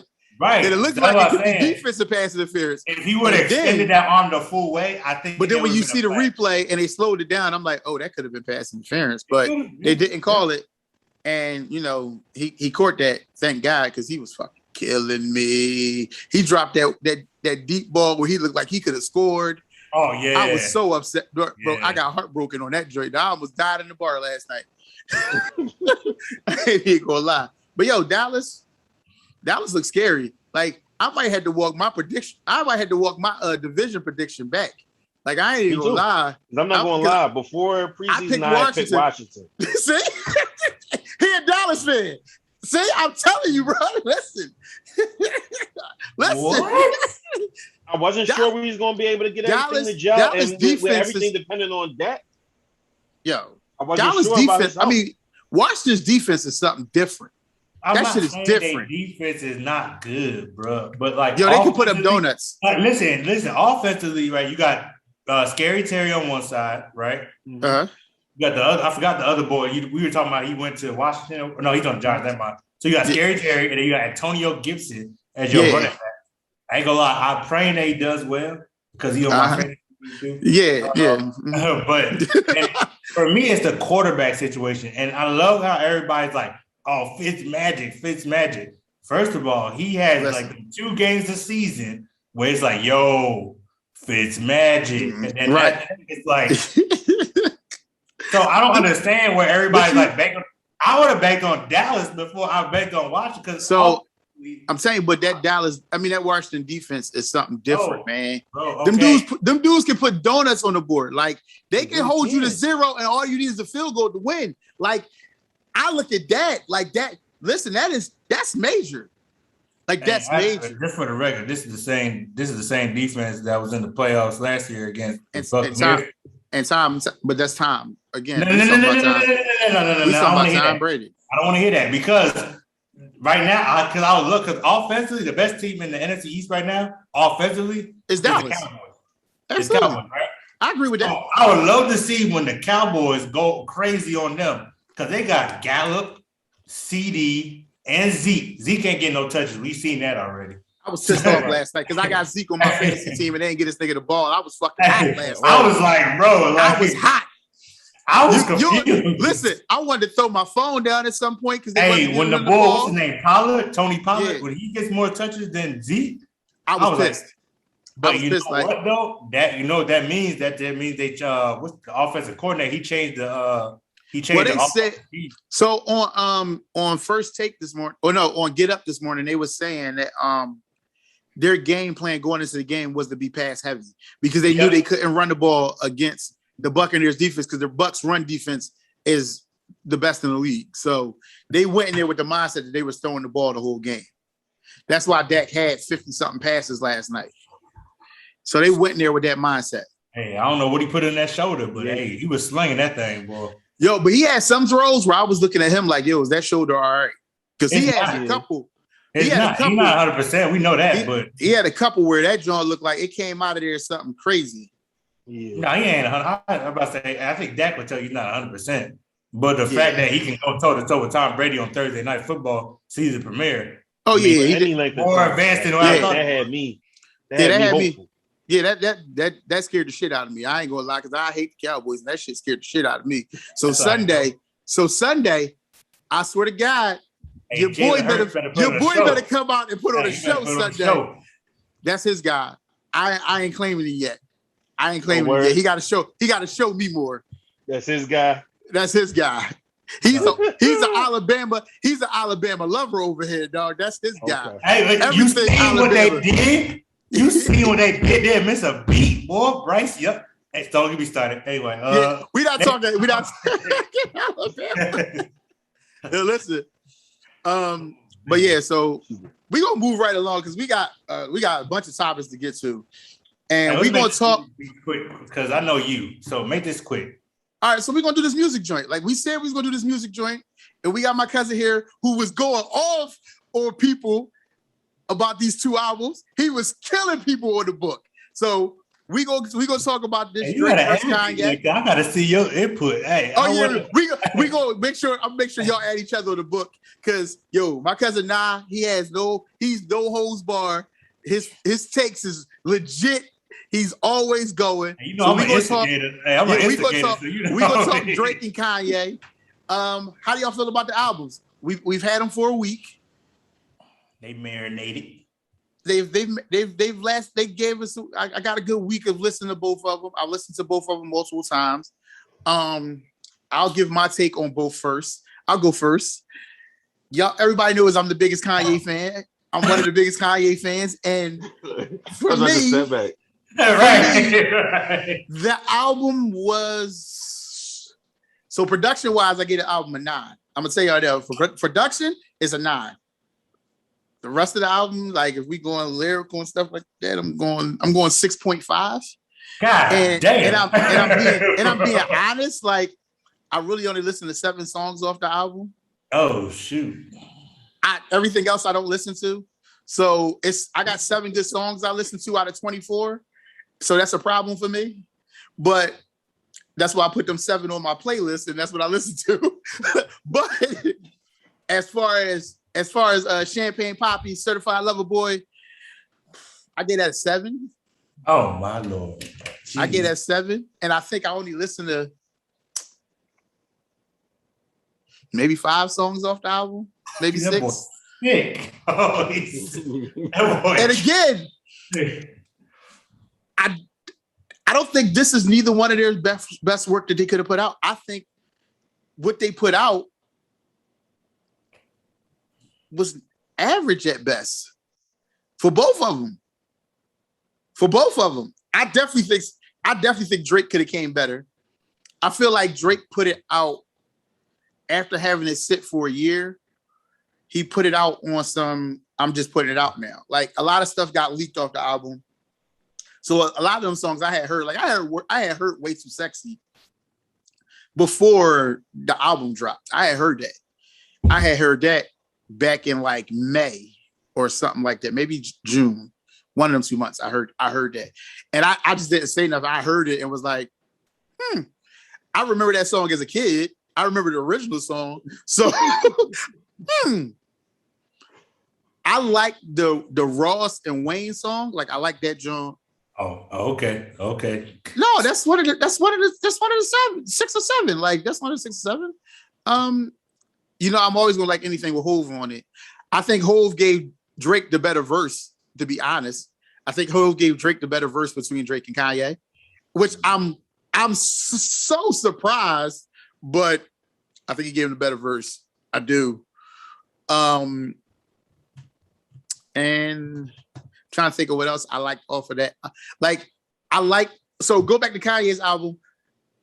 I wish the Baby's verse would have been on the song with Hove instead of being a separate song, because I didn't need to hear Kanye rap twice. I could have took one of the Kanye verses off and put the Baby's verse in there instead and had that whole as one song instead of having it as 2 separate songs. I think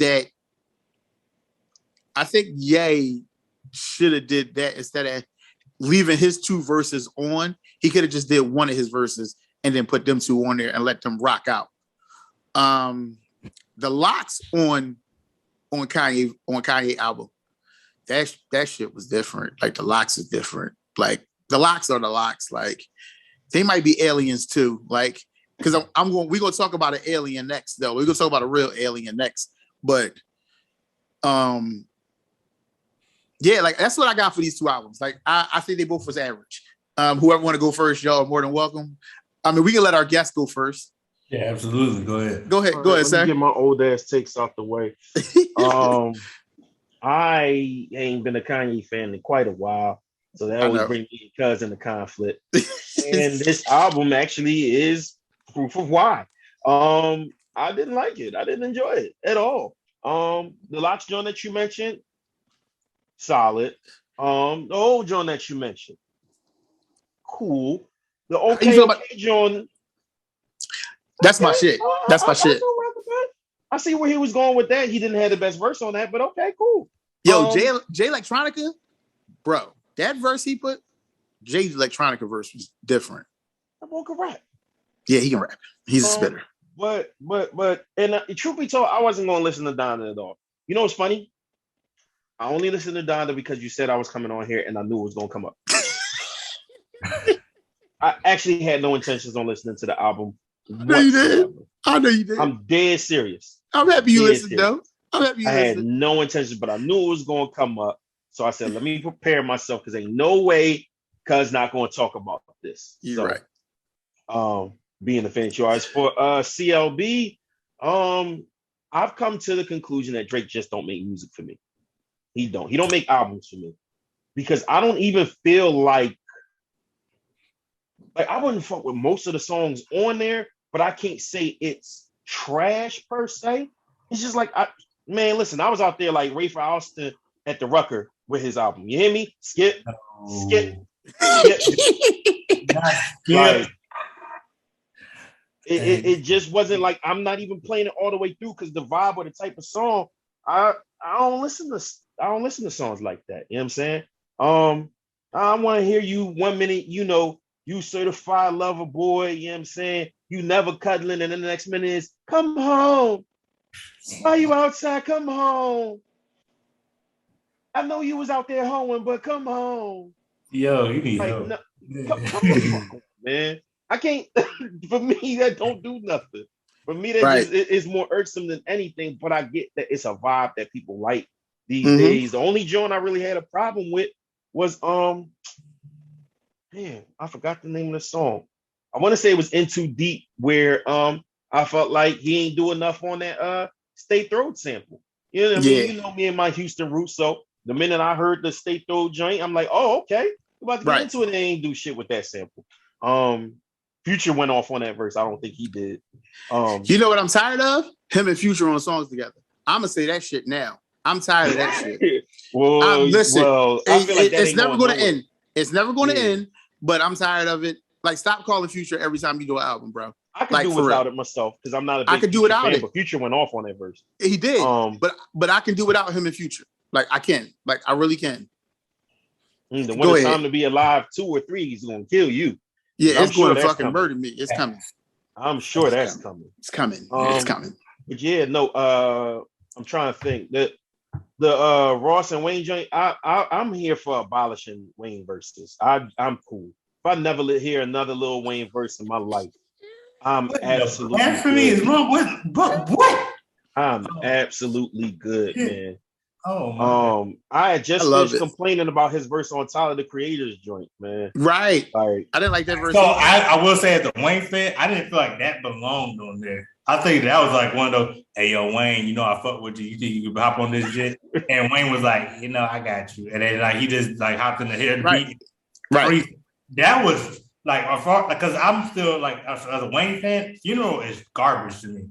Like, it is. That's a garbage ass album from Wayne. And I'm like, I'm the biggest Wayne fan ever. And I'm like, bro, like, except that stupid ass song where everybody does the Harlem Shake to, that's it. I'm like, bro, like, can we get back to the Carter 3 vibes, please? Like, please. That's all I want. And that's so okay. So you where I'm at with it. It's not that I think Wayne was always trash like how people say he is, although he got away with a lot of shit, if we be honest. But I feel like Carter, well, for me, I don't think Carter 3 was bad, but I'm more of a Carter 2 type of guy. But I think Carter 3 is you a black Air Force sneaker wearing type of dude. That's why. No, you said Carter 2 over Carter 3. Yeah. For me, it hit better for me. So I'm gonna say this: he's a lyrical guy. He's a lyrical guy. He's a lyrical because type of guy. That's what that sounds like. Carter 3 was solid. Now, if you catch me in Black Forces, this is a totally different thing going on. It's some furniture moving about to happen. We got somebody done did something. But, I ain't feel his verse on there. But Champagne Poetry, that joint bulletproof. Oh, that joint's bulletproof. Yeah, I ain't gonna lie. I hit that joint. I added that joint to the playlist before I got to my second listen. Right. That joint is the best joint on there. Like for me, that was just lyrical, sonic, whatever. Top to bottom, on it. That was like one of the first joints on there. Champagne Poetry. Hey, Poetry off the Drake album. Off the Drake album. Showing hard. So we're gonna still talk music for a second, and we're gonna talk about this Alien. Drake released the Kanye. So I know you didn't just like I wanted to get my 2 cents. My bad. I'm sorry. I'm sorry. I thought you put your 2 cents. My bad. Go ahead. You gotta let him go. Go ahead, host. My bad, host. First of all, I just want to say J. Cole's album was better than both of their albums, personally. Yes. So let's keep it a bean. One, artistically, first of all them stupid album release parties or whatever that he was having or whatever. This man was having. Yeah, so like we already got a taste of the album. So when the album came out, it wasn't really hype. I almost turned the bitch off when he kept on saying Donda. Well, so do you know the story behind it? I know it's his mom's heartbeat, but bro, I don't need to know that, bro. Like I'm trying to. But the album, that's why the album is for her when she. The heartbeat is when she died. So there's symbolism behind why they did it that way. Like there's symbolize the verse, please. Symbolize that. It's the intro. So symbolize the verse. So check this. So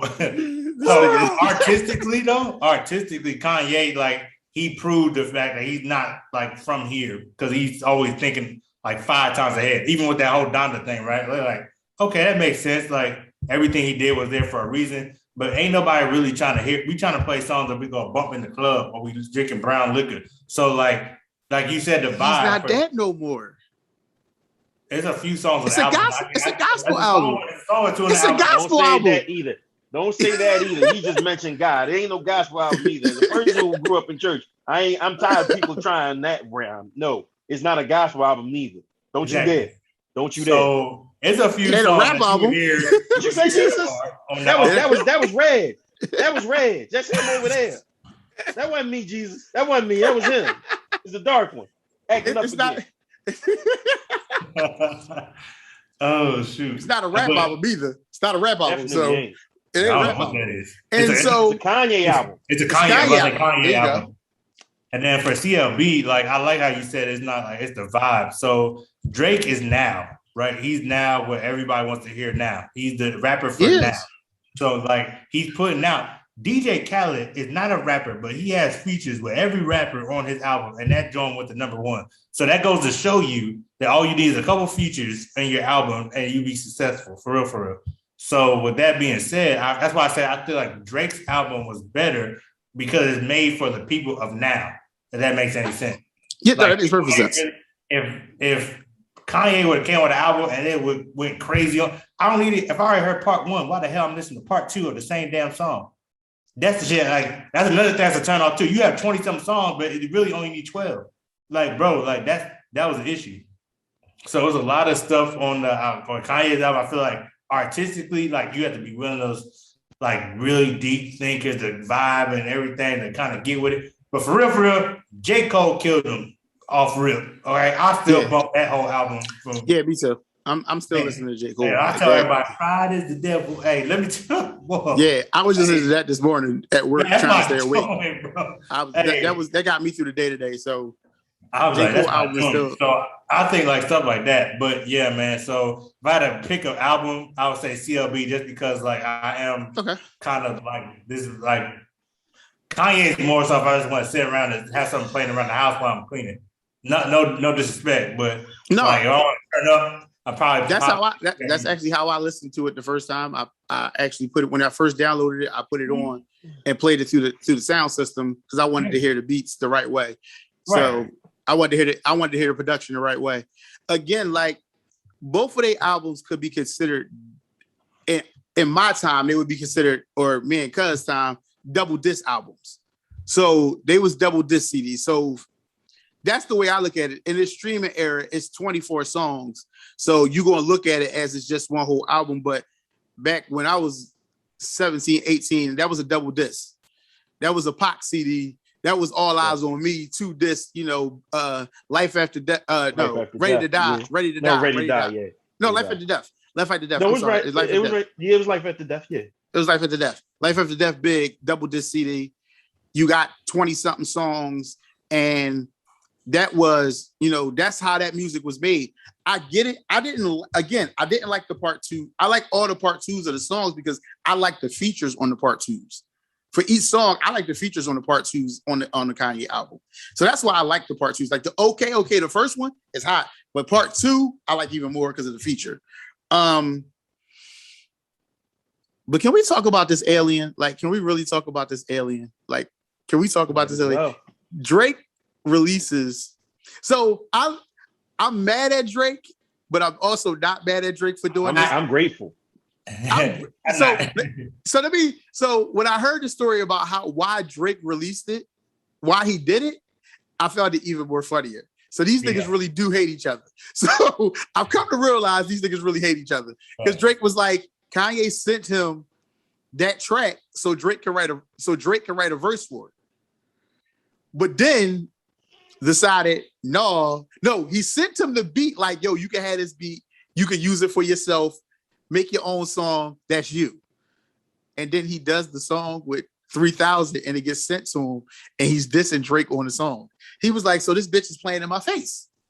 He was like, so this bitch really playing in my face. And that's why he put it out. And I thank him for it because we got to hear 3 Stacks verse, which they said the reason why 3 Stacks verse didn't make the song didn't make the album was because 3 Stacks verse had cussing in it. And they didn't want cussing on the album. Well, Kanye didn't want cussing on the album. And 3 Stacks didn't know. He just wrote a verse talking to Kanye's mom because he could relate because his mom died. Mm-hmm. So it's 3 Stacks verse is just cussing. Part of the verse really is like explicit. Yeah, it's real explicit. Like talking about having sex in church. Hey, the crazy part is right. Hey, so probably going to hell. I'm probably going to hell. Hey, so remember, so I told y'all, like, I used to mess with this girl in church. Right. We all been there. Hey, so I was like, yo, that's crazy. I was like, incriminating me.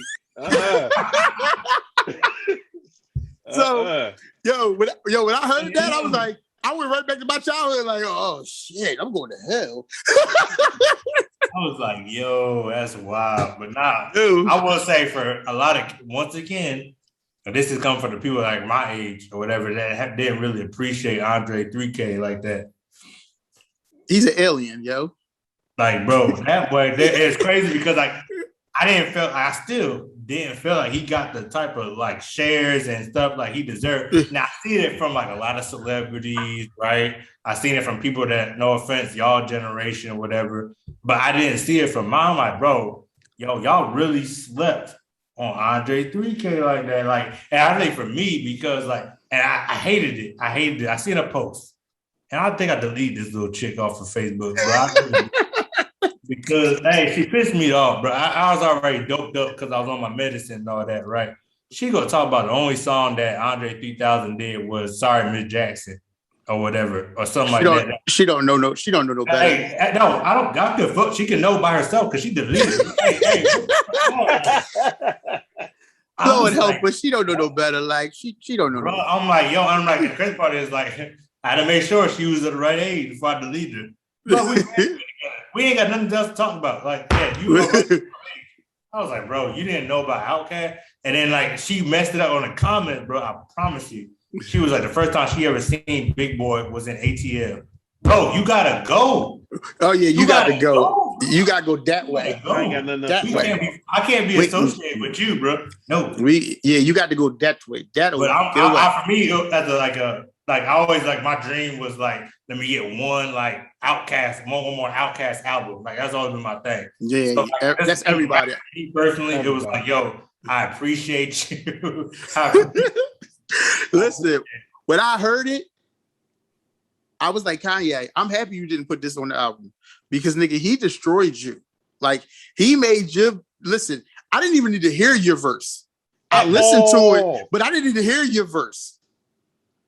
Like at all. Like I didn't need to hear nothing you said. Like 3 Stacks. I understand why you came up with an excuse not to put this on the album because that shit made you look horrible. Yeah, you are dissing people, taking shots, and people love to hear that. People love when you start naming names like right. Drake and Virgil and Sahai and whoever else he wanted to name on his verse. Yeah. All that ain't measure up to this man talking about he was getting it from the girl who helped him with his homework while his mama was at church. Like alien.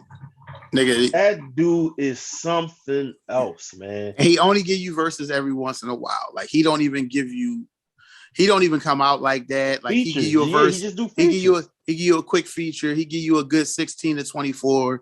And geez, man. Listen, and he showed why he should be in that top 5 conversation. But people he also don't shows why he's not in the top 5 conversation, right? Because he don't come out. Right. He won't give us a whole album. Right. He won't give us a whole album of it. That's what I want.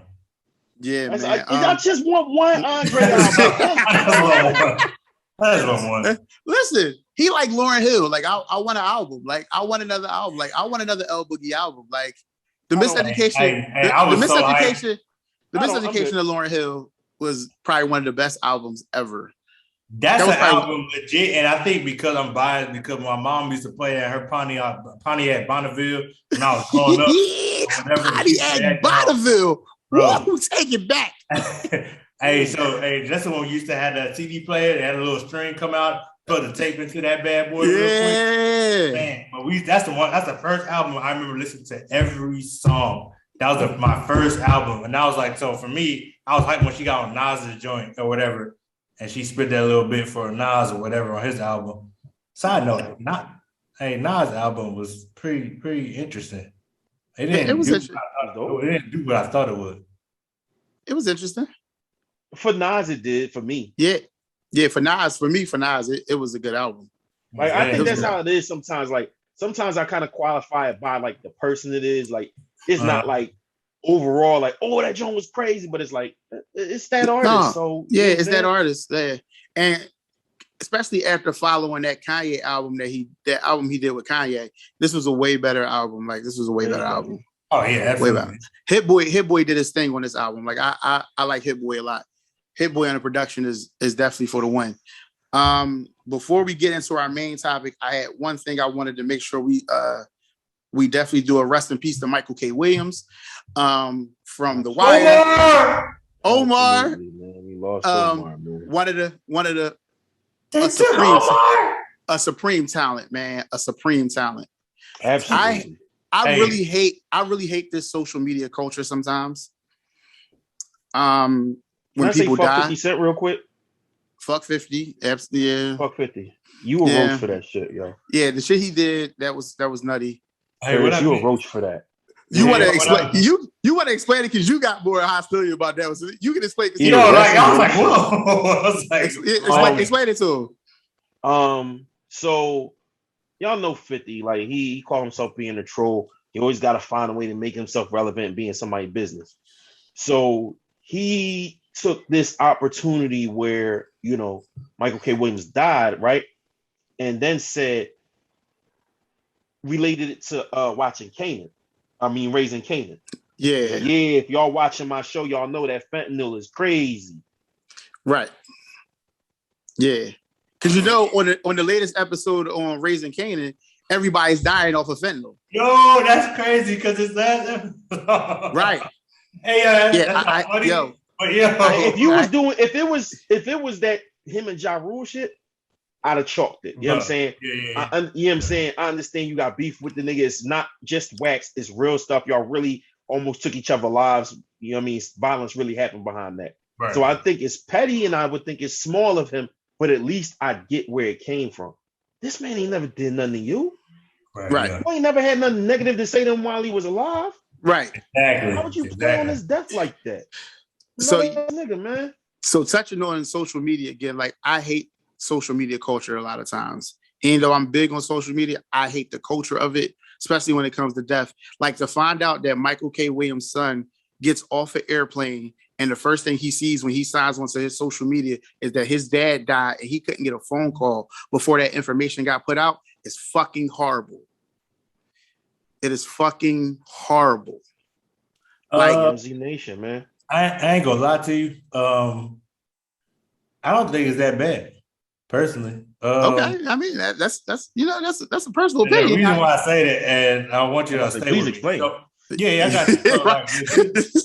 So, legit for me personally, like it's real hard if you think a celebrity's kids. I think Cat Williams said at one time in the interview that his kids, there's not a picture of his kids on the internet. You ain't heard nothing about his kids. He has like 67 of them, right?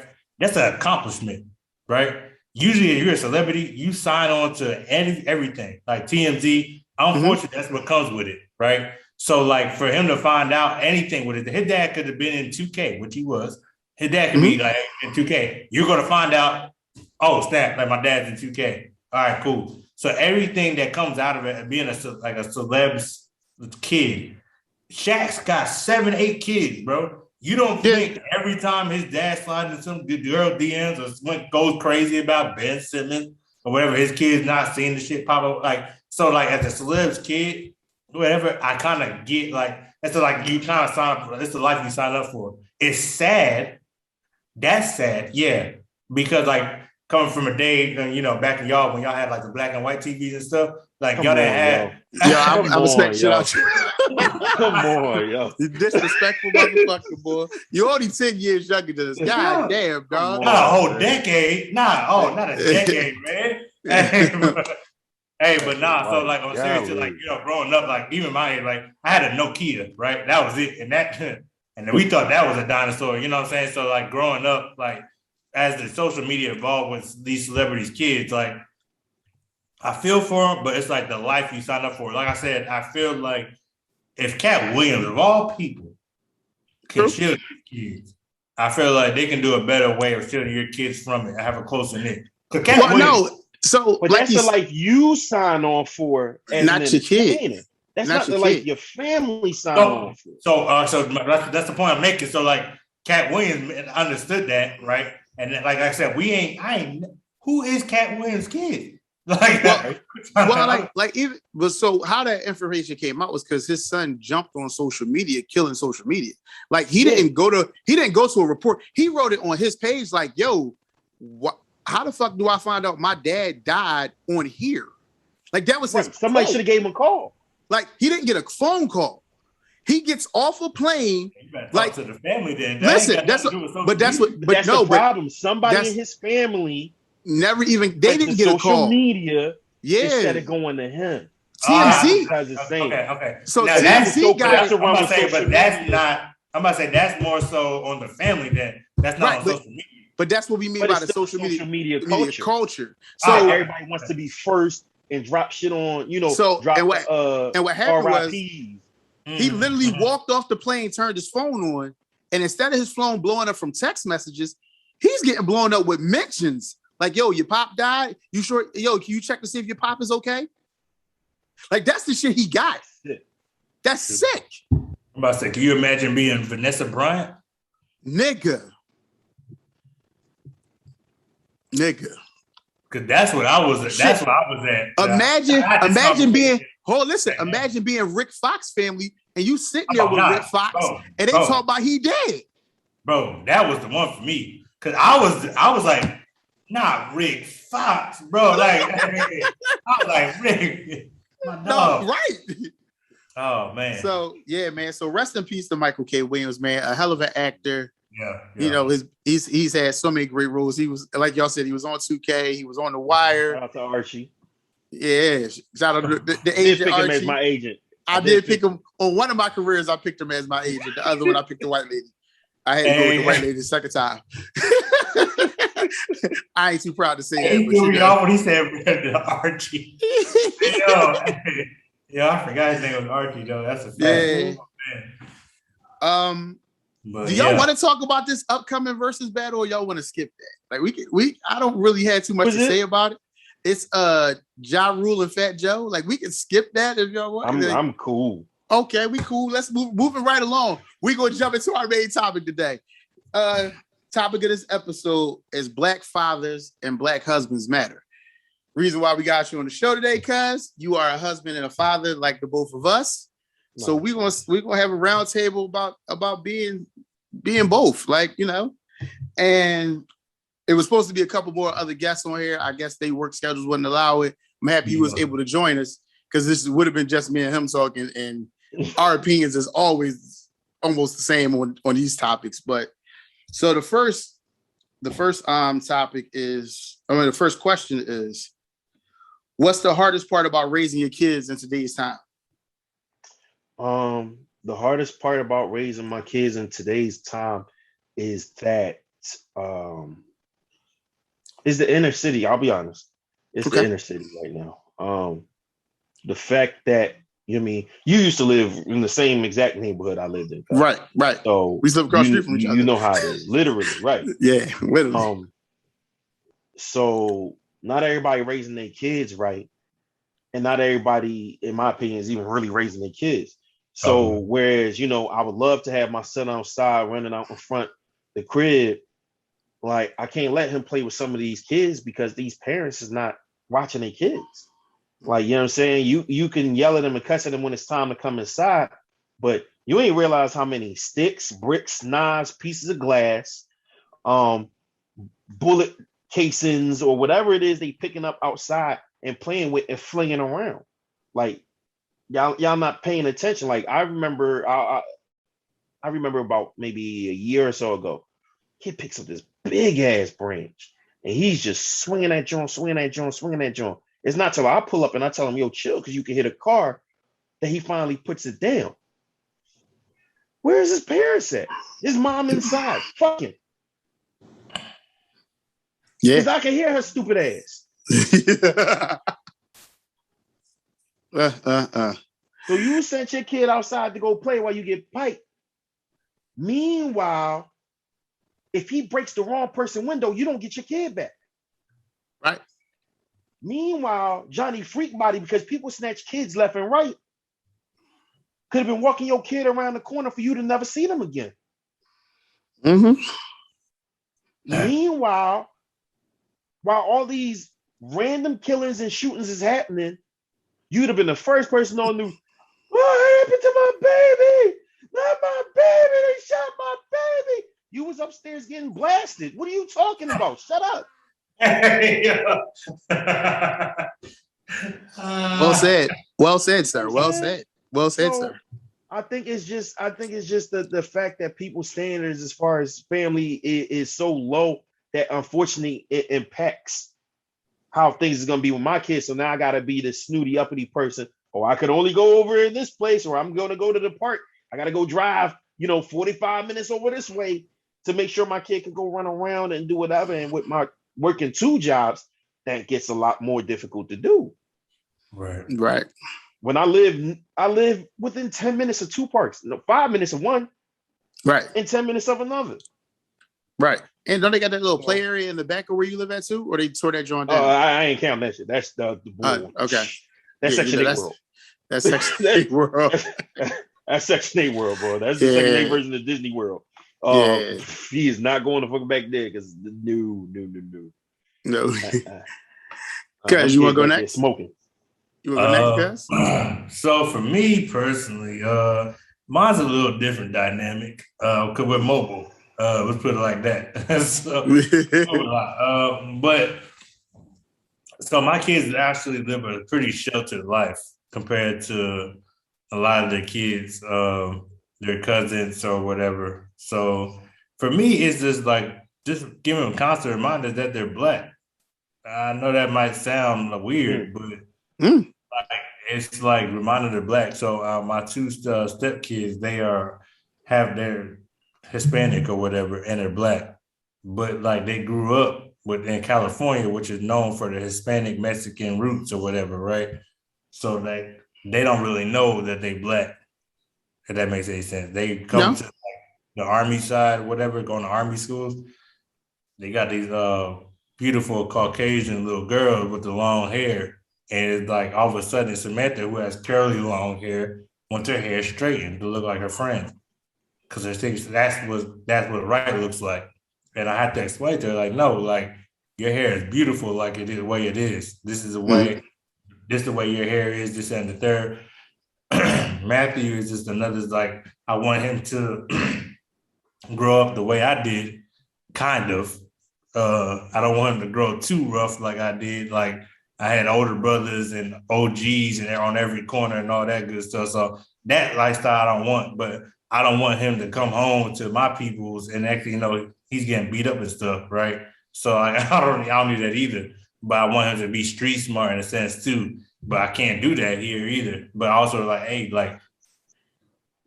for instance, put it like this: Matthew had an incident in school, and Twyla was like, "Hey, look, you're Black, so you got to remember, when you go into school, you're Black, and they got it out for you. This and that. Whoa, time out, flag on the play." I don't want him to go in there and have to off rip, hey, because I'm Black, I have a target on my back. I don't want you to grow up like that. But at the same time, I do want you to know that you're Black and there's a certain standard you have to reach. And you have to stay at this standard and above the standard, I should say. So for me, my biggest challenge is to implement the Black roots and why we do certain things. Why do you always make fried chicken? Why do you do this? Why do we do this? Little stereotypes that I actually live by. Why do we do it like that? Because we Black. Why don't you, I don't know, why don't you go through this neighborhood? Why do you do that? When I go home, why do I just hey, I'm going from this point to this point? Am I going over here? Well, I want to explain to them why I do certain things or whatever.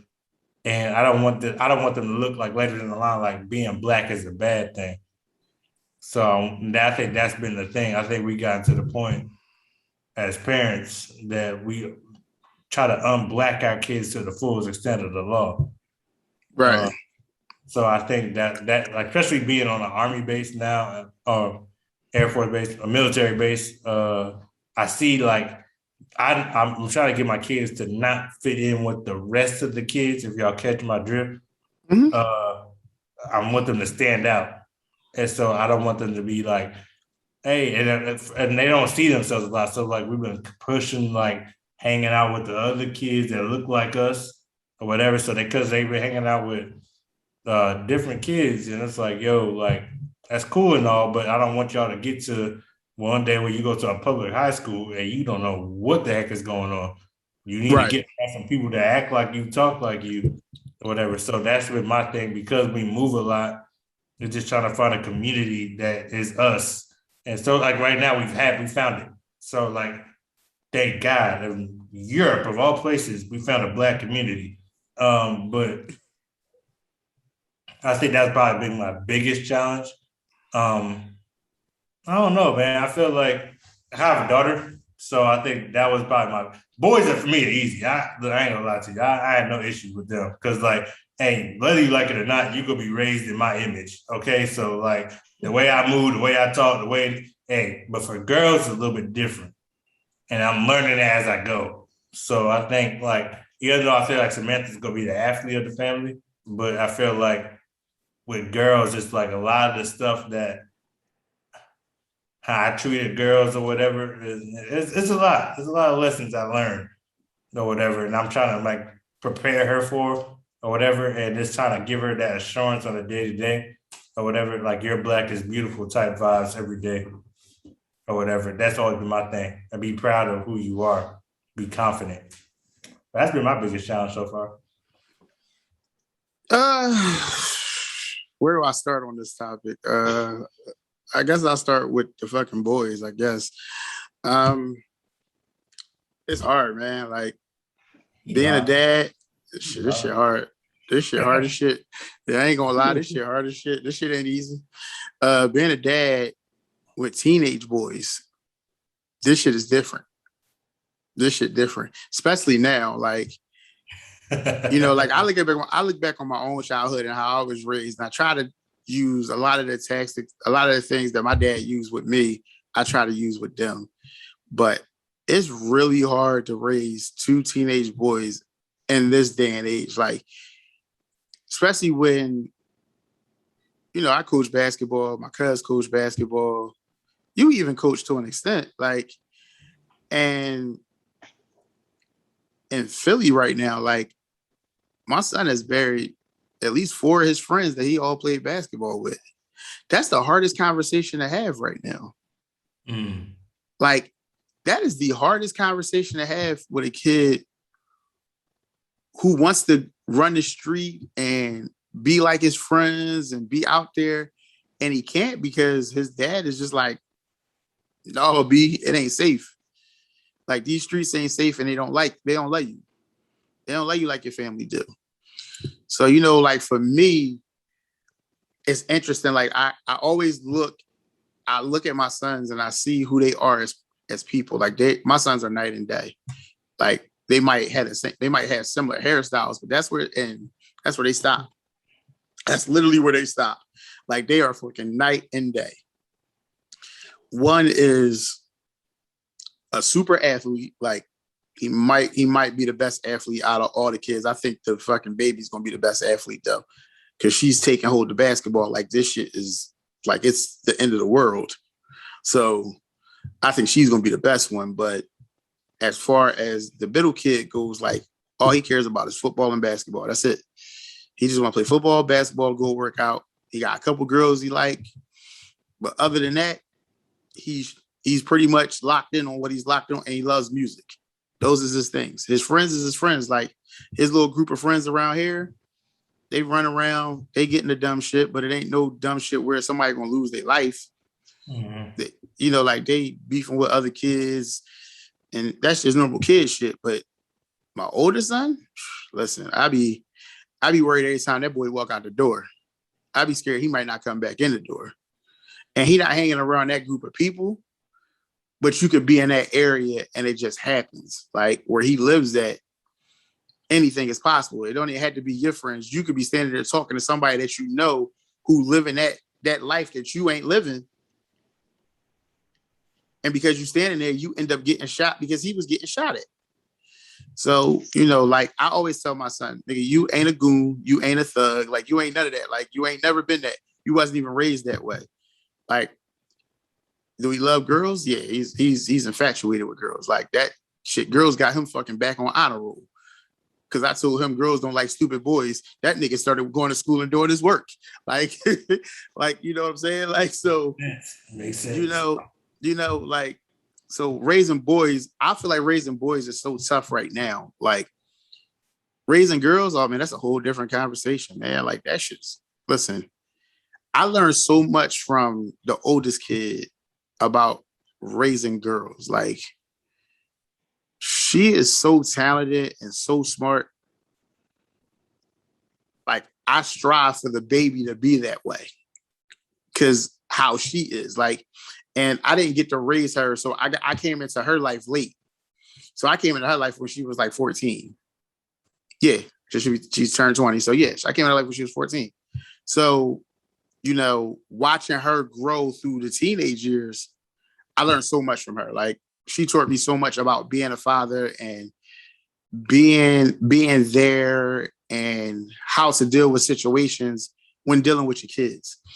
The baby's probably gonna catch it the worst out of everybody though, just because I've learned so much about being a father now from the other three that she's probably gonna have the hardest time growing up with me because I'm just gonna be so tough about like how she interacts with people, how she hangs out and all that stuff. Like I'm really not, I just see times getting worse before they get better. So for me, it's kind of like, it's hard to say how easy I'm going to be on her growing up. But yeah, man, being a dad it's not an easy job, man. Shit, it's not an easy job at all. Nope. And I'm still learning every day, man. I learn every day something new about being a dad, man. So, did you have a question, Jamar, or you just want me to go? Did you have any questions? I have one. I have just one. Okay. Go ahead with I'll ask the next question you have on the list. Okay. What's the hardest thing about being a husband? Let me go first. I can go first. Take your time. Clean off. Hey, nah. So I'm gonna say I'll start. Okay. For me, it was one trying to adjust from living in a barracks for 7 to 8 years to living in a house together. One, but two, it was learning your significant other. So like it was different when we're dating or whatever, cool. But like what makes her tick, what's her pet peeves, all that. That was a slow process. Like because we're two alphas, it's like, yo, we weren't at one point we just yell at each other all the time or whatever. We just say this or we'll say that, and we weren't listening. So when we finally started listening, we were damn near saying the same thing. Right. And I think that was like, but as far as the hardest thing, I don't really see anything hard about being a husband because I already know what I signed up for. The hardest thing is keeping up with what I signed up for, my vows from the initial or whatever, keeping everything afresh. That might get a little difficult. I mean, I'm only 3 years in, so me personally, I don't see nothing hard just yet. Right. The challenge for me, as far as being a husband, I think the hardest so far has been balancing the military life with my house, my family. Because everybody knows who I work with. It's God, family, then the Army. That's how I operate. So my family always comes before the Army. It's just that, like, for me, I always see myself as like, growing up, I was like gonna be that 9 to 5, growing like dad. I'll be home taking the soccer games and all that corny stuff. Like, especially when I was at Irwin, I was gone a lot. Like I was gone with when me and Charles were dating, I was deployed, came back, and then like my work schedule, I worked 12 to 15-hour days or whatever. Like I was always like out the loop or whatever. So as much as like I wanted to be home, like here, I feel like I'm at home a whole lot more. I could do a lot of stuff with the kids and with her, but I feel like for me, it's just like being in the military, it's just like kind of making sure that my military life doesn't affect my family. Right. And I feel like that's probably the hardest thing so far. But as far as like being a husband right now, like I feel like it's whatever you did to get her, you keep on doing it. And I know it's easier said than done, absolutely. But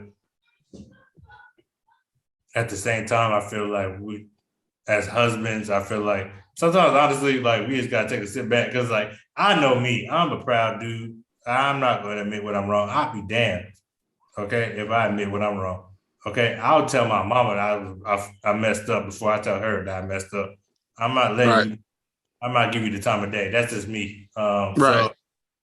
For me, I always gotta have the last word. I always gotta win the argument. Okay.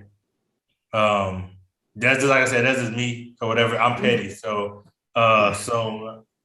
like for me, it's just like all jokes aside, when we really getting into something or whatever. I think for me, it's just like I want to talk about it. Let's come to a conclusion and let's be done with it. I don't want to bring it up 4 weeks later. Like, hey, so you remember that when we were talking about? Nah, I don't want to hear it. We already had Right. that time or whatever. So, as far as being hard though, the hardest thing I think is just probably saying all that communication. I think the hardest thing is communication. Dang, took my answer. For me, hardest thing, I've been married 3 years. This is my second marriage, and my second time being married for 3 years. Ooh, we're not gonna talk about that. but the hardest thing in this marriage, because my first marriage, sorry to say, it wasn't what it was supposed to be at all. The hardest thing for me in this marriage is communication. It's definitely communication and being open and honest with things. I've never been transparent in that way. And I think that's been the biggest hang up in my marriage, is that I haven't been as fully transparent with my partner as I should have been. And I'm learning that now. So, I got a lot of work to do on that, and I got a lot to learn in that conversation. But I never thought marriage was hard. I thought it was just work, and it's something that you got to keep working at and continue to work at. And like, I do agree with you with what you said. You got to do what you did to get her to keep her. You got to do the same things. Like, you got to keep doing the same things. And I know sometimes we get comfortable, sometimes we get complacent, and we stop doing the little things that we did, and we forget about the little things. And you should never forget about the little things. Like, I'm the biggest one who always says, always remember to still date your wife. And maybe I might have forgot that somewhere down the line recently, but I ain't forgetting it goddamn more. I'll tell you that goddamn much. But I think marriage is a beautiful thing. Like, I don't hate it. I know if I wasn't to be married, I probably wouldn't get married again. I like it for people. I like it for myself too. Don't get me wrong. But I know I wouldn't want to be married to no one else if I wasn't married to her. I can say that. Like, that's who I want to spend the rest of my life with. Like, I don't see myself with anybody else. But I think marriage is just work, and you got to work at it. Like, and you got to want to work at it too, and consistently work at it. Like, you can't take a day off for real, even when you want to. So, and I think I'm learning that now. When I didn't, like, I would say it, but I didn't really believe in it as much as I believe in it right now. Cause you're the elder statesman here on this marriage thing. We both only been married 3 years. You've been married. Which makes year 14. I'm about to say, yeah. I'm about to say you at year 14. So give us some wisdom here. Get a young buck some wisdom. I like how y'all said marriage ain't hard, because it's hard for me. I ain't gonna lie to you. We've had many of conversations with a nice cold drink in our hand. Indeed.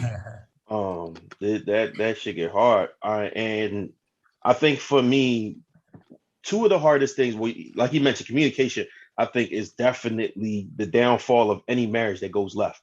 It's definitely communication. But I think for me, where things got kind of hard, I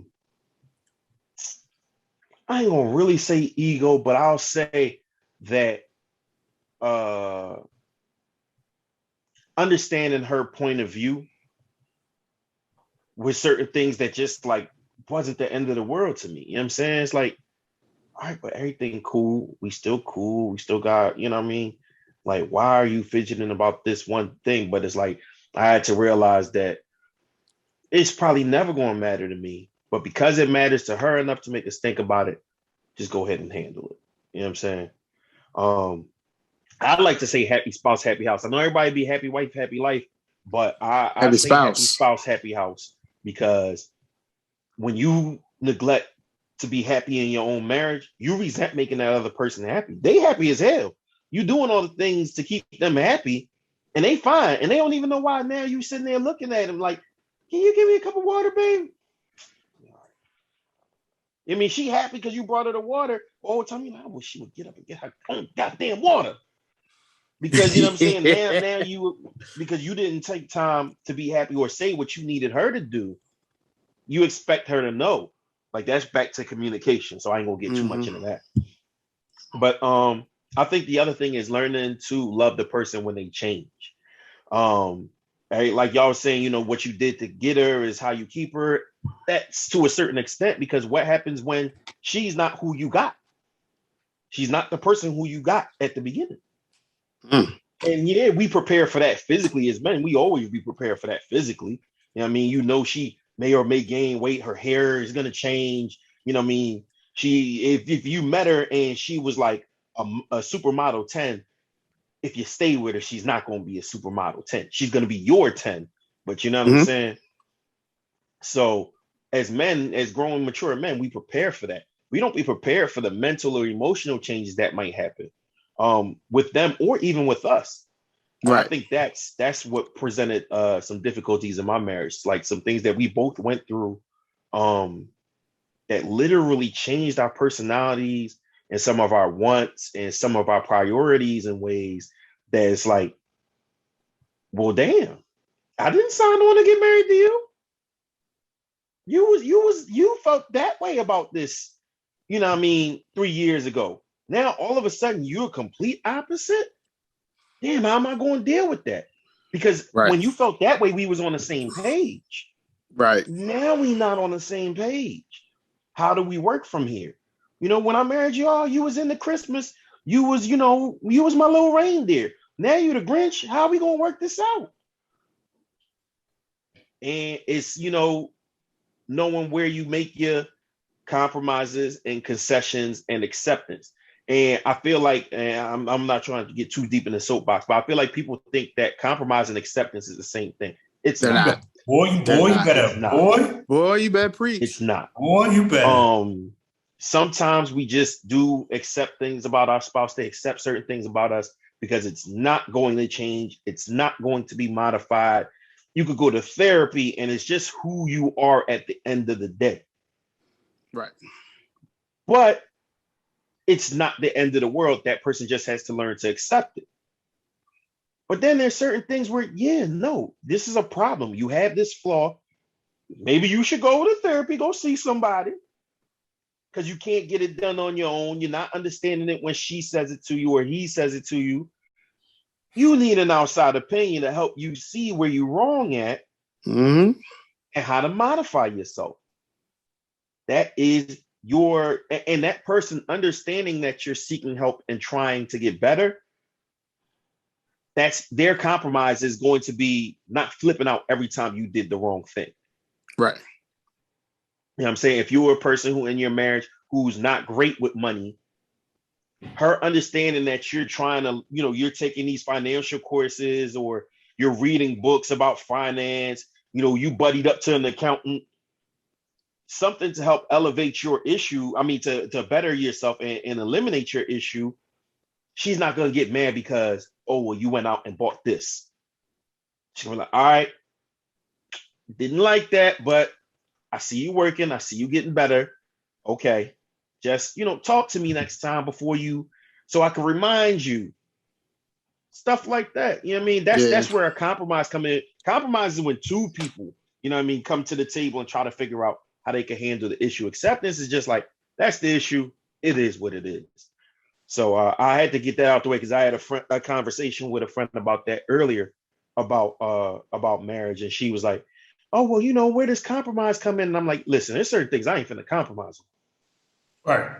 Right. And I'm not finna accept it either. Exactly. You know what I'm saying?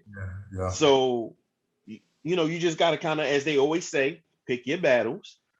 But I definitely think that once a person changes from who you thought you was in love with, learning to love that version of the person is where it gets hard. Because I could say, I know I'm not the person that my wife married. I already know it. My grandma passed, and that changed me for a solid 3 years. A solid 3 years. I just walked around with a dark cloud over my head. And that is the complete antithesis to the man my wife married. I was always able to find the bright side. I was always able to find out how things work. I was a people person. I ain't been a people person since. So, you know what I'm saying? That had to be asking her a lot to learn to deal with that version. And I'm sure she didn't like me sometimes. Like learning how to still love your significant other when you don't like them, not like don't like what they did. No, I don't like you right now. Right. Mm-hmm. Who you are is bothering the fuck out of me. Like learning to love that version of your significant other, I think that's where it gets hard. But it's absolutely rewarding when you get it right. I have to say that. It's like I don't know who's in the video games and who's not, but it's like getting past that boss that you thought you couldn't beat. You finally got to the end of the game. You know what I'm saying? It doesn't matter how many more games they made after this. You're going to play it because you felt like you beat this one, so you're confident. So when you get over that issue, that big, tall issue, whatever it is, you're confident that the next issue that comes along, you'll be able to get through it. And usually that's how it goes. Yeah. You know what I'm saying? Like you said, you're willing to put in the work now because you saw it was a success. Yes, it was a labor of love, but you got to where you wanted to get to. Y'all back to peace. Y'all back to understanding. Y'all communication getting cleaned up. Even like I said, with the new person, you're learning to love the new person. So you're learning new ways to love that person. It's not just what you did to get her. You're learning new ways to love her because she's a new person. Right. And I also wanted to say too, like, and I talked to Reggie before, like offline, about the foundation. So, like for instance, like me and Twyla, we know each other our whole life. So our parents know each other, like we grew up together. So like us dating was like a formality, if that makes any sense. Like we kind of get to know each other on a different level. Yeah, now. we got you. So, like, we got you. We now, like you said, I like how you come up repeating too mature this and too mature that. Because at the end of the day, like I feel like when you about to get married, it's more so like nowadays what I've seen is like people get married, they just do it, especially in the military. Good God, people just get married just because it's Tuesday, right? They don't think about the dynamics. They get married for the check. They get married to get out the barracks. Let's keep it a bean. That okay? too. The check, the barracks, all that. But ain't no money, bro. To get where the check at? I need it then. Oh, well, when you undeployed, when you deployed, it's a check. It's a check. Oh yeah, it's a bag. What you mean? It's a bag. I don't want to put too much of my business out here at one point in time, but the bag. Oh, excuse me. But the bag. Oh man, is the bag.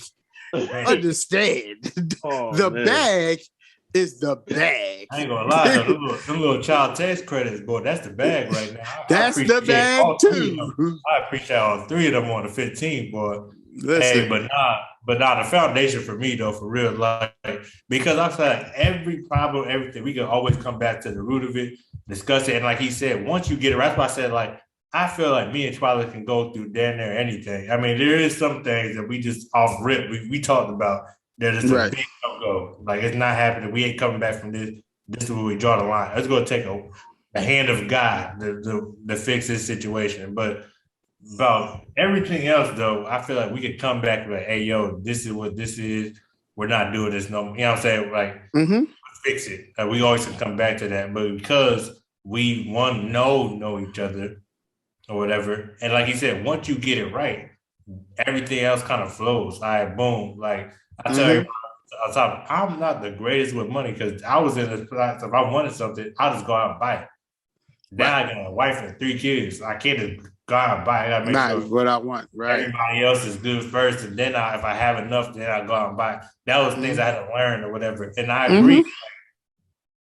I definitely ain't the same Jamar from 3 years ago. I'll tell you that much. No, I definitely wasn't. So like, oh, you're not. You're definitely not. You're definitely not. I'm not saying and that's another thing. If you're not trying to better yourself in a marriage or whatever, like try to make a better version of you, even you're failing. Mad, slow, whatever. Because like I feel like you didn't like, yeah, you married because they look good, but I'm pretty sure you didn't marry just because they looked. If you did, you might want to go back to the drawing board, but you'll go down the legal real quick because I'm pretty sure that's not going to work for too long if you marry somebody just off of looks. Yeah. There's some people in high school I could have married. Thank God I didn't, boy. Yeah.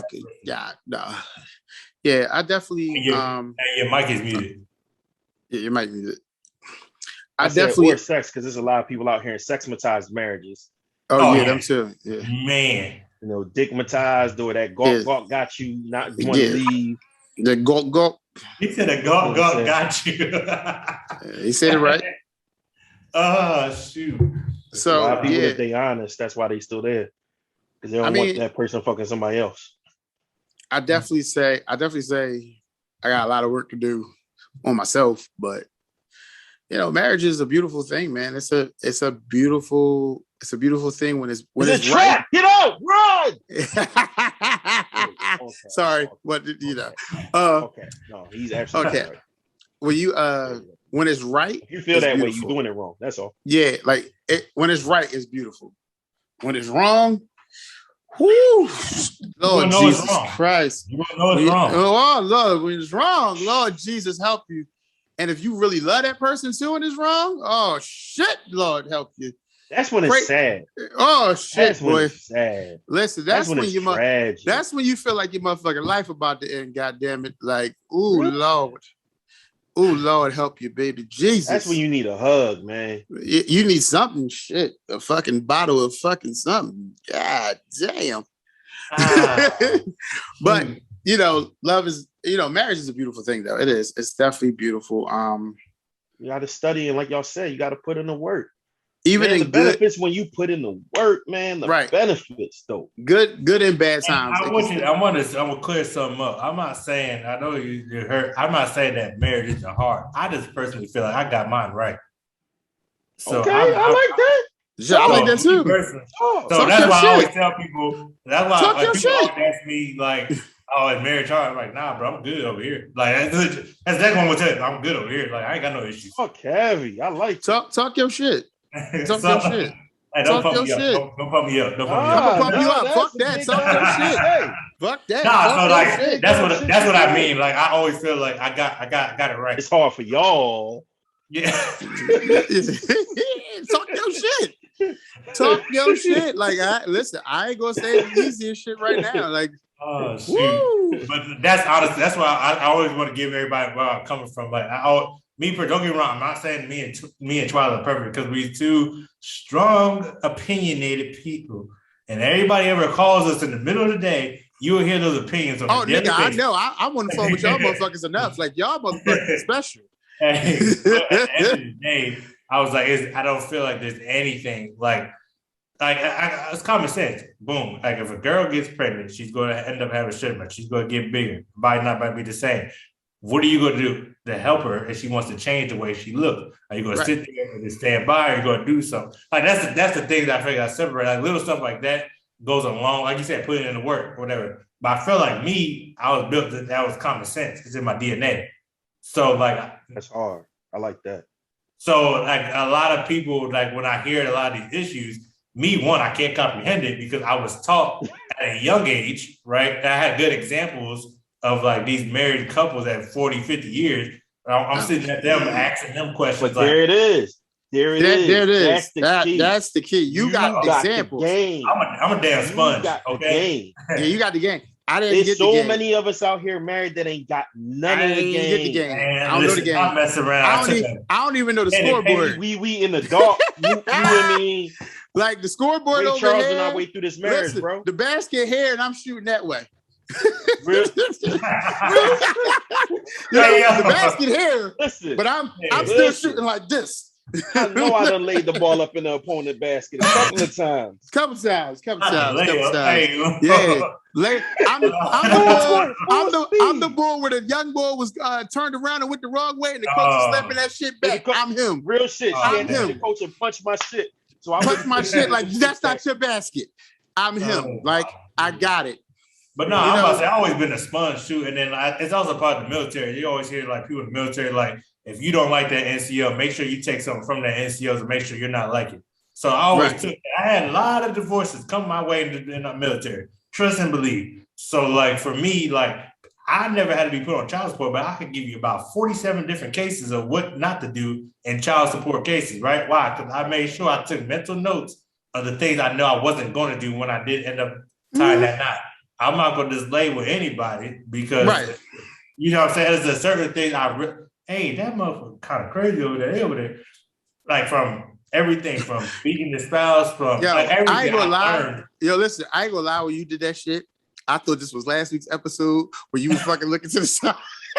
Oh, no. Yo, he had me fucked up for about 5 minutes on last week's episode. He kept looking because something was fucking moving back there behind his fucking curtain. So when he did that shit just now, I was like, wait, that shit happened again? My fault. Hey, while you bullshitting though, when you watch it, I'm gonna point out to where I heard it again. I ain't gonna lie. I didn't peep though, but hey, I swear I heard it again. I hate this garage, bro. Like real rap. I don't know what the heck going on. But nah, so for me, on a serious level, I just feel like I do not have all the answers. That's why I do listen to what other people have to say. Yeah. And here's the biggest kicker, right? And this is gonna blow a lot of people away. Married people don't hang out with other single people. Hey, I learned that from the gate, and that saved my marriage completely. Because I was like, for me, like if it's family, it's different. If it's family, like you ain't with your cousins or whatever, that's different. I feel like that's all different. But your boys that are single or whatever, they're not going to be in the best frame of mind to make sure you do what the right thing is at all times. Because they doing single stuff. Or when you and a couple hang out with other couples or whatever. Because the first thing I'm going to do, I'm going to be like, bro, did you see what the heck they got going on over there? And we end up like that, boy, because they hey, that's the first thing we're going to do as soon as we get in the car when we leave. Man, they see how that house is, but bro, they dirty as hell, boy. Like, yo, listen, I ain't gonna lie, like, I ain't gonna lie, man.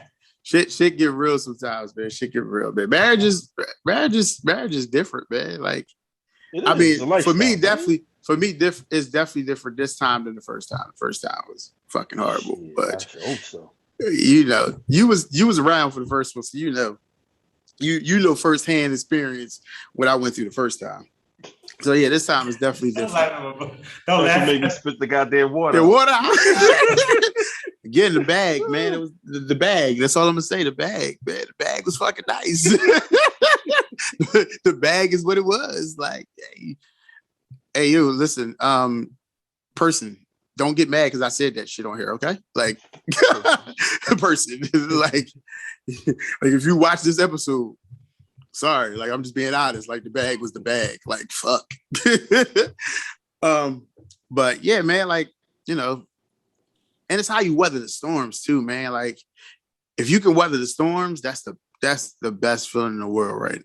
And she better bring an umbrella too, shit. Right, that too. God damn it! Like, God damn it! I can't get in the ring by myself. Okay, that'd be the thing. Hey, Hey, I ain't gonna be on. Look, if I'm gonna be in the goddamn ring, you know what? We doing it for Little Saint too. Sometimes you might have to be in the ring by yourself. I was about. Sometimes you might be. Yeah, sometimes you got to be in the ring by yourself. Hey, but you dragging them with you. Here's the thing, though. Dragging out the ring with you. Two of us. The reason why it's a storm right now. If it's two of us, the two of us need to be out there when it's raining doing it for Little Saint. That's the issue I had. I can't be out there. This nigga said doing it for. He said doing it for Little Saint. I ain't gonna be out there with a little damn boom box and shit in the middle of the rain, singing "So Sick of Love" song, and your ass in there and sipping on some box wine like it's all good. No, bro. It took two of us to create this storm, so we both go weather this shit. If not, then bro. But sometimes, let me tell you, sometimes in marriages. You'll be the only person out there like Omarion in the fucking rain. Yeah. Build all the moves you can trying to get fly. And like you said, The other motherfucker inside under the roof, sitting there thinking it's all good, sipping back at the fireplace, warm and shit, waiting for you to get bring your dumb ass inside. Right. Okay. Yeah. Sometimes it be that way. And the key is that it just doesn't stay that way. And I've seen people go through that. I've seen people go through that. Listen, this one boy, he don't realize. He don't even realize how wet it is outside. You hear me? His wife is out there in the rain right now. And she be coming in drenched and he just be looking at her like, you want swimming?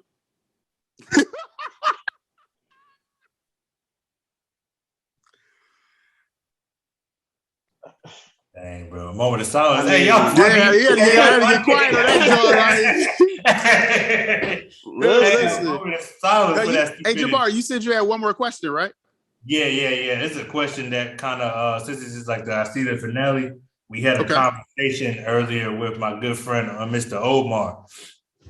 And I was talking about homosexualities in adolescence. So wait, he came back? He called you? He finally called you back? I haven't talked to him since, sir. I'm about to say, because he was not talking to you after the show. After the show he came on. Nah, I mean, like I said, I ain't got no personal. If he has personal beef with me, I mean, he out in the rain by himself right now. I ain't got no beef. But I saw how that joint got a little contentious. Hey, listen, man, we hold no fucking punches. Like, fuck that. I don't give a fuck. Like, see how? Look at him. Hey, it was definitely Reggie's fault. Nigga, I'm here. Let me say my famous line of the show. I'm here to pod. Let's go. Anyway, I'm here for it. So my thing was, as a Black father, as we already have to teach our kids like what being a young Black person in America is off rip, right? It's a two-part question. One, how do you feel if and what age, I guess, would be acceptable if your kid like would come and tell you that their sexuality is different from what you want it to be? You gotta at least be a teenager. Okay, hold on. I'm gonna get to it, and it's a two-part question. Okay. Second is, how do you feel about the homosexual, the LMNOP, them people? Alphabet gang. Yeah, alphabet gang. Hey, y'all gonna get us canceled. Hey. You're gonna get us canceled. Hey, you bro, you already know I ain't all the way here yet, so I ain't about to say all that. That nigga said the LMNOP. Look, so them, all right, how do you feel about them? Like, I don't care what they say, I feel like they're pushing the agenda, especially to the younger kids, that kids can't just grow up and be a kid anymore. And I'm gonna start off with me. So I like how you said a teenager.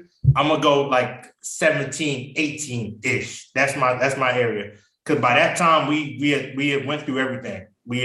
You've been to all the sex ed classes. We had to talk about the birds and the bees. You watched whatever you had to watch on TV. Boom, boom, boom. So that's me. I'm fine with that. We got a conversation about it. Cause I feel like that age you're able to make your own decisions. Am I going to support your decision? No, because that's not the life I've designed for you.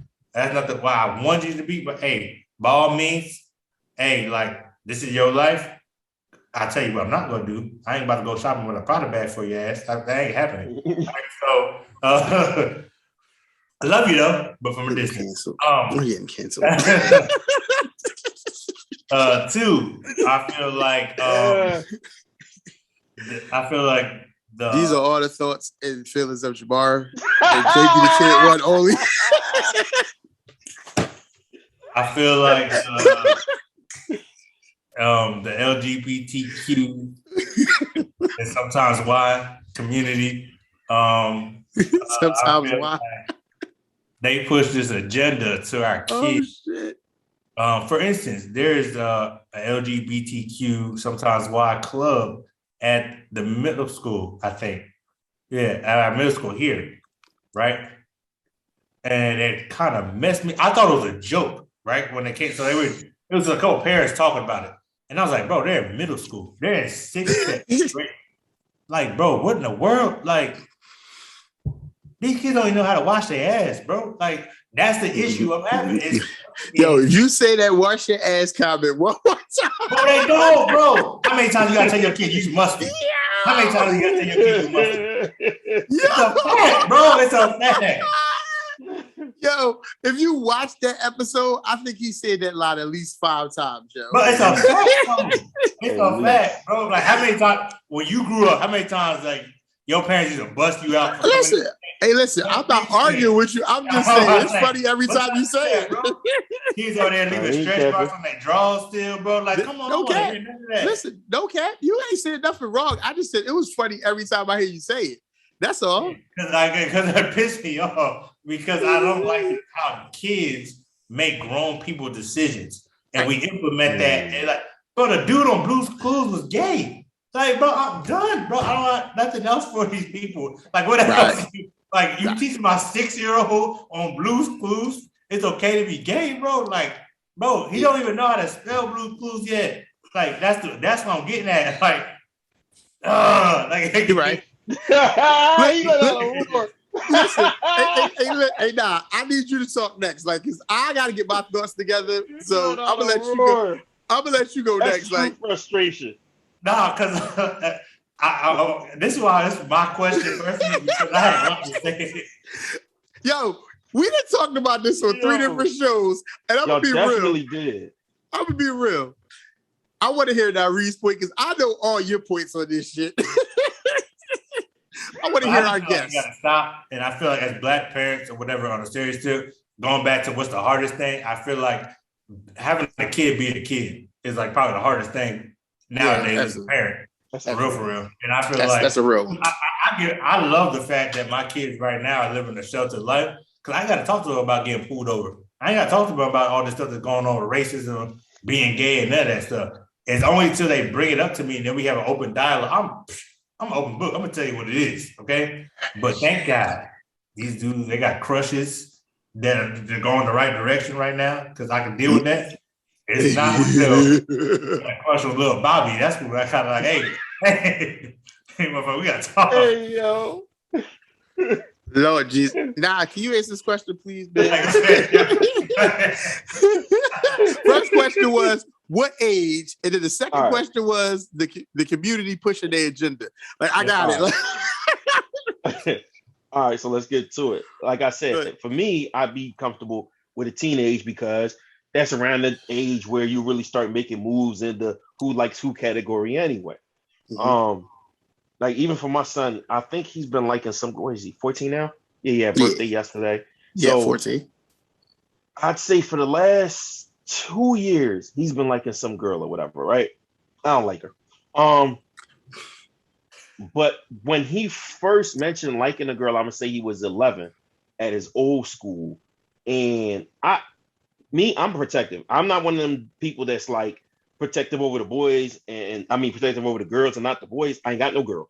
So even though I'm protective of my nieces, I'm protective of my sons just as bad. I need to know a girl's intentions with my sons, like I need to know a boy's intentions with my nieces. Because there's some fast-ass young females out here, you know what I'm saying, who mess around and put a baby on your kid. So, you know what I mean? With him even liking a girl at 11, initially, I'll be honest, I initially handled it wrong. I went into the old school back. You ain't keeping your mind on them books. You don't need to make mess with no girls. Girls ain't gonna get you nowhere. They ain't gonna do nothing for you. I had to reel myself back in and go back and tell him, like, honestly, I said it the wrong way, but I didn't say nothing wrong. I'm glad that you're understanding these feelings and that you can recognize them, but don't indulge in it because all there is right now is heartbreak. Girls are not going to be steady with you the entire time through. And lo and behold, the little girl that he liked when he was in 4th grade don't even call his phone now. He ain't hearing nothing from her.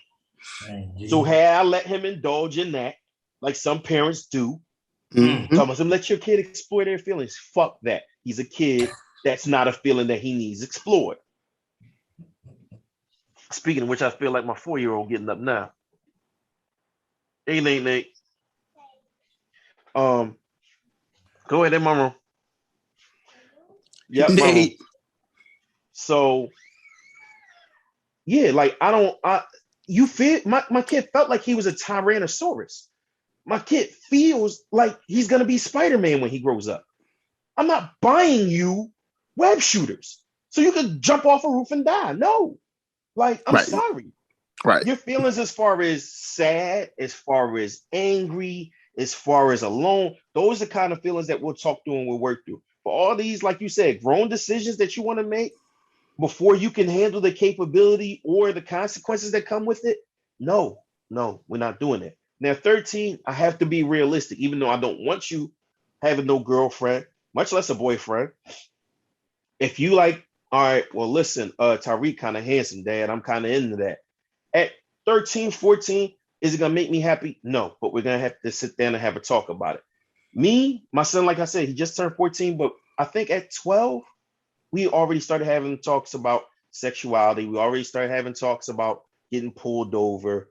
I held a protest a couple of summers ago, right after, what happened with George Floyd, and we did a little march or whatever. He was involved in that. So I had to tell him about Tamir Rice. I had to tell him about all these different things. Because like you, my son has been sheltered. Like you said with your kids, my kid has been sheltered for so long, but it's kind of like the world just keeps coming and coming and coming. So I can't leave him unprotected to where somebody else is going to explain it to him and tell him the way they want to tell him. You know what I'm saying? No, I don't feel like having no conversation about, or quote unquote alternative lifestyles and stuff like that when he's 9 and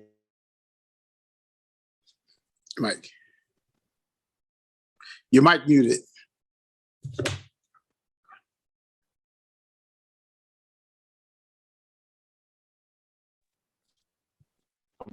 Okay, cool. There we go. But knowing that the world around him, like I said, keeps coming and coming and coming, I have to make sure he's prepared for it, because his friends and unfortunately some of his teachers are going to give them the wrong idea. And then by the time he comes to get to me, it'll be the information he thinks he has versus what I know to be the truth. And you don't want that. You know what I'm saying? You never want that situation, because once kids think they know something, they hard-headed as hell, and it's hard to course correct them at that point in time. So I'm glad we had those conversations early. I reinforced it again when he was like 12, and we'll be having them again sometime this year. And of course, before he goes off to high school, we'll be having these conversations again. He has a friend who's gay, so we had to have a whole talk about that kind of thing. So like I said, teenager is the age I prefer. If he feels like he's going through that, for him to come and talk to me about it. But I understand it happens sooner in some cases. And in those cases, you have to get in there. As long as it's not one of them situations where he's like, I need to be a girl. No, the answer is no, son. I'm sorry. You have to revisit that when you're older and more responsible and more able to take the weight of what that's going to mean for your life.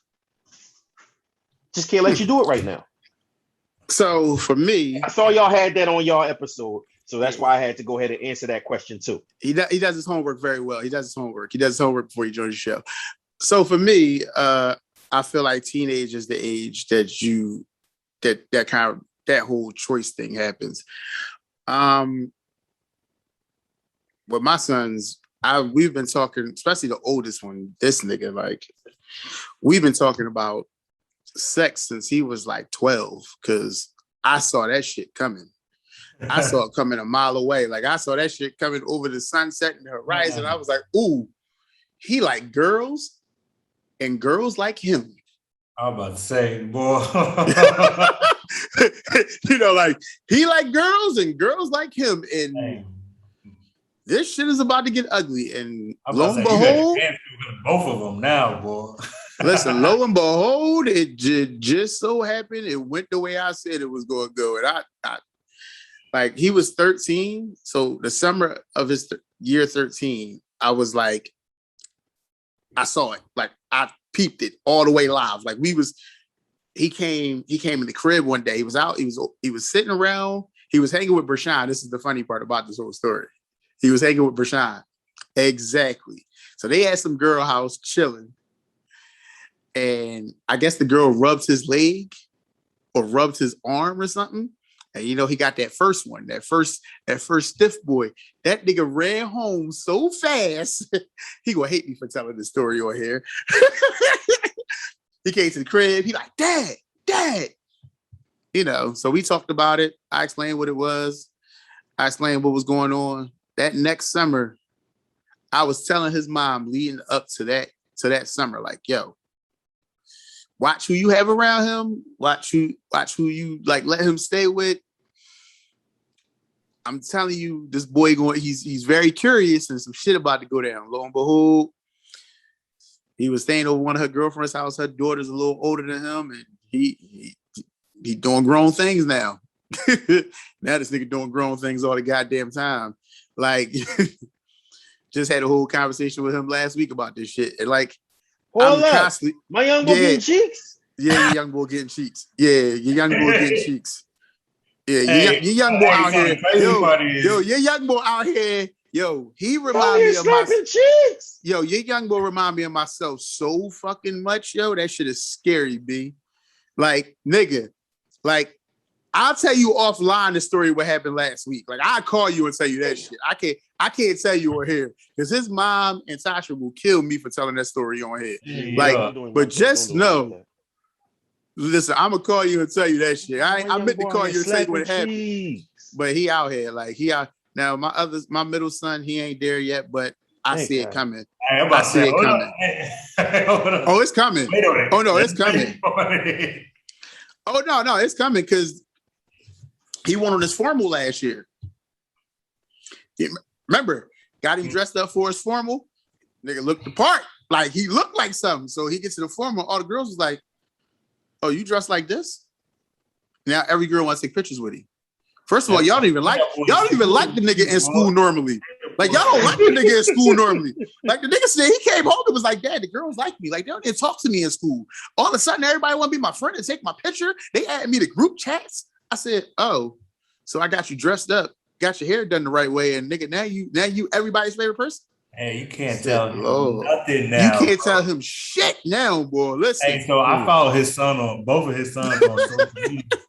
That's why I'm laughing so hard because it's always one like I'm about to say that one was like I seen that one coming. Like that was the cup. That was on the way. Youngest son though, like I was like he about to be the smoothest thing walking, and lo and behold, bro. Oh my, bro. Listen, his graduation. We leaving graduation. Hey, we walking to the car. The girl tells her mom, "There go Jameer. I'm trying to get a hug from him in a picture." I hear the shit. I'm still walking. Fuck that. I don't give a fuck. This nigga, he don't hear it, but my dad heard it. So my dad was like, "Jameer, little girl want to get a picture with you." He said, "Who?" He turned around. She like, "Jameer." He like, "Can I go? Can I go? Can I go?" Bro, why you asking me? Go. Like, see you. Like, I'm that dad. See you. Go get your picture. Go get your hug. Like, don't ask me no goofy questions like that. Like, bye. Meet me at the car. Like, get your ass to the car. He run over there. I'm just watching it. He's so cool. He chilling. He got his glasses on, hair all done up. He take the picture with his arm around it. Next thing you know, he got both arms around it. The mom is sitting there looking like, "Yeah, so you want to take my daughter out?" I'm like, "Wait, we ain't doing all that though." Like, oh, wait a minute. Now I gotta walk back. Now I gotta walk back. No. You moving too fast, man. I'm like, they going to high school. It's the summer. I get it. Hold on. Slow down. He ain't there yet. But that older one, this nigga done been on dates. He went ice skating with a girl. Like, that nigga smoother than a motherfucker. Yo, don't get it twisted. That little light-skinned nigga smooth as shit. He fighting them off with a stick right now. But yeah, man, like, imagine if he stuck with Hoop, it'd be 3 times as bad. Nigga, I say that shit all the time, and I'm happy he didn't. I'm happy he didn't. I'm happy he gave up on Hoop. Thank God. I'm lying because the nigga just picked the ball up. I'm last week, you know.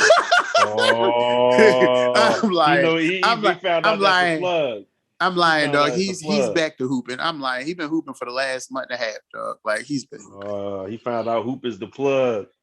And the coach at his school is on his top. Like, coach was like, "Who your dad?" He's like, "Yo, I think I know your dad." He's like, "Yeah, my dad, Coach Reggie Boston." He was like, "I got your dad number," and called me, bro. I was like, "Yep, yeah, he go there." He was like, "You think you want to play for me?" I doubt it. That was my exact words. I doubt it. I seriously doubt it. He was like, he seemed interested. I said, since when? Just shit. I ain't see him play ball. Next thing I know, we was in the gym. That nigga walked in the gym and was like, I gotta get some shots up. Oh, Jesus, don't do this to me. Jesus, don't do this to me. You're on the roller coaster now, huh? No, don't do this to me. Other one then picked up a ball, young boy, football player, everything football. Oh, now he playing basketball. Coach at his school. I always knew he was going to end up in basketball. I knew it. Coach at his school. I expect you at tryouts in November. You expect who at tryouts? That nigga play football.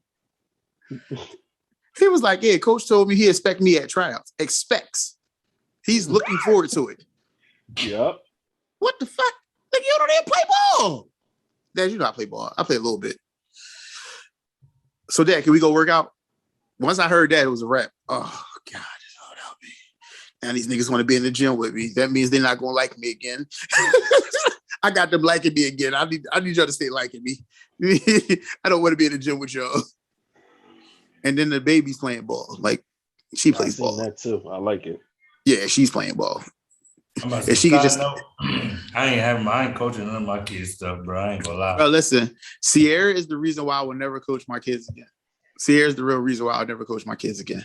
Because the shit I went through with her, I'm still trying to make up for that shit because like I really fucked up our relationship during that time. And I can admit that shit. Like I fucked up our relationship during that time because you know how passionate I am about coaching. Yeah, and some bullshit went down at that school, and I kind of took it out on her when I shouldn't have. And I can admit that I was fucking dead wrong for that shit. Like we ain't all the way as tight as we should be because behind that shit. But I never should have coached there. While she was there anyway. I'll be the biggest cheerleader though. I'll be the biggest cheerleader. Yeah, I'm the biggest cheerleader with you or whatever. But yeah, I ain't even doing that shit no more. Like I won't do drills with my kids either. No, I'm not even doing that because that's why me and my son stopped talking. That's why he stopped playing. Because he was working out with me. And that shit turned into a whole like I'm cussing you out because you being lazy as shit. And I don't tolerate that shit in my workouts. Like we working out, motherfucker, we getting work. Like out. This shit, you got to work. Like you can't be lazy in my shit. I'm about to say that's another thing. So like for me, like too, and it's also like identifying what your kid's strength is. Cause like me and Charlie were talking about it the other day. And she's like, well, Matthew likes sports. So it's like when Brell was out there living with us or whatever, we or whatever, like me, him, and Brell. And I'm like, yo, like, it's cool, like he'll do whatever we like or whatever. But as soon as we got him to switch, he's been a nerd though. If I'm like that. And I accepted, I was like, hey, like he the nerd. Yeah. You know what I'm saying? Like, but like he did basketball because one, he didn't have technology, so he had no choice but to go outside. But if I know, like, hey, bro, like you gonna be a lawyer, like that jump shot screens, you know what I mean? Like that ain't that jump shot screens rec league. I got you. On 2K maybe, but like so like, but Samantha, she's an athlete. She has the competitor's edge. She's like cutthroat, right? And that's me. So I'm like, hey, yo, I see track and field in your future, right? Now no Shikari vibe, but like more like the Jamaican vibe, but yeah, she out not Shikari, Jamaica. Nigga, you got to be Jamaican to get the Jamaican vibe. Oh, hey, I'm gonna have her eating a bean pie. I mean, not bean pie, bean patty real quick. Yeah, out of pocket. Yo, listen. But yeah, I was like, that's one thing. I was like, yes, I identifying the strength. Deuce go through the eye test too. If you don't have that, I ain't gonna lie. I think football might be a sport. I don't know shit about football except on Madden. So I'm gonna have to find somebody real quick to get Deuce right. I got you with Deuce, man. I got you. Hey, I'm about to say, because Deuce just ask your cousin. Like, he ain't built like me. I was just about to tell you, just ask your cousin.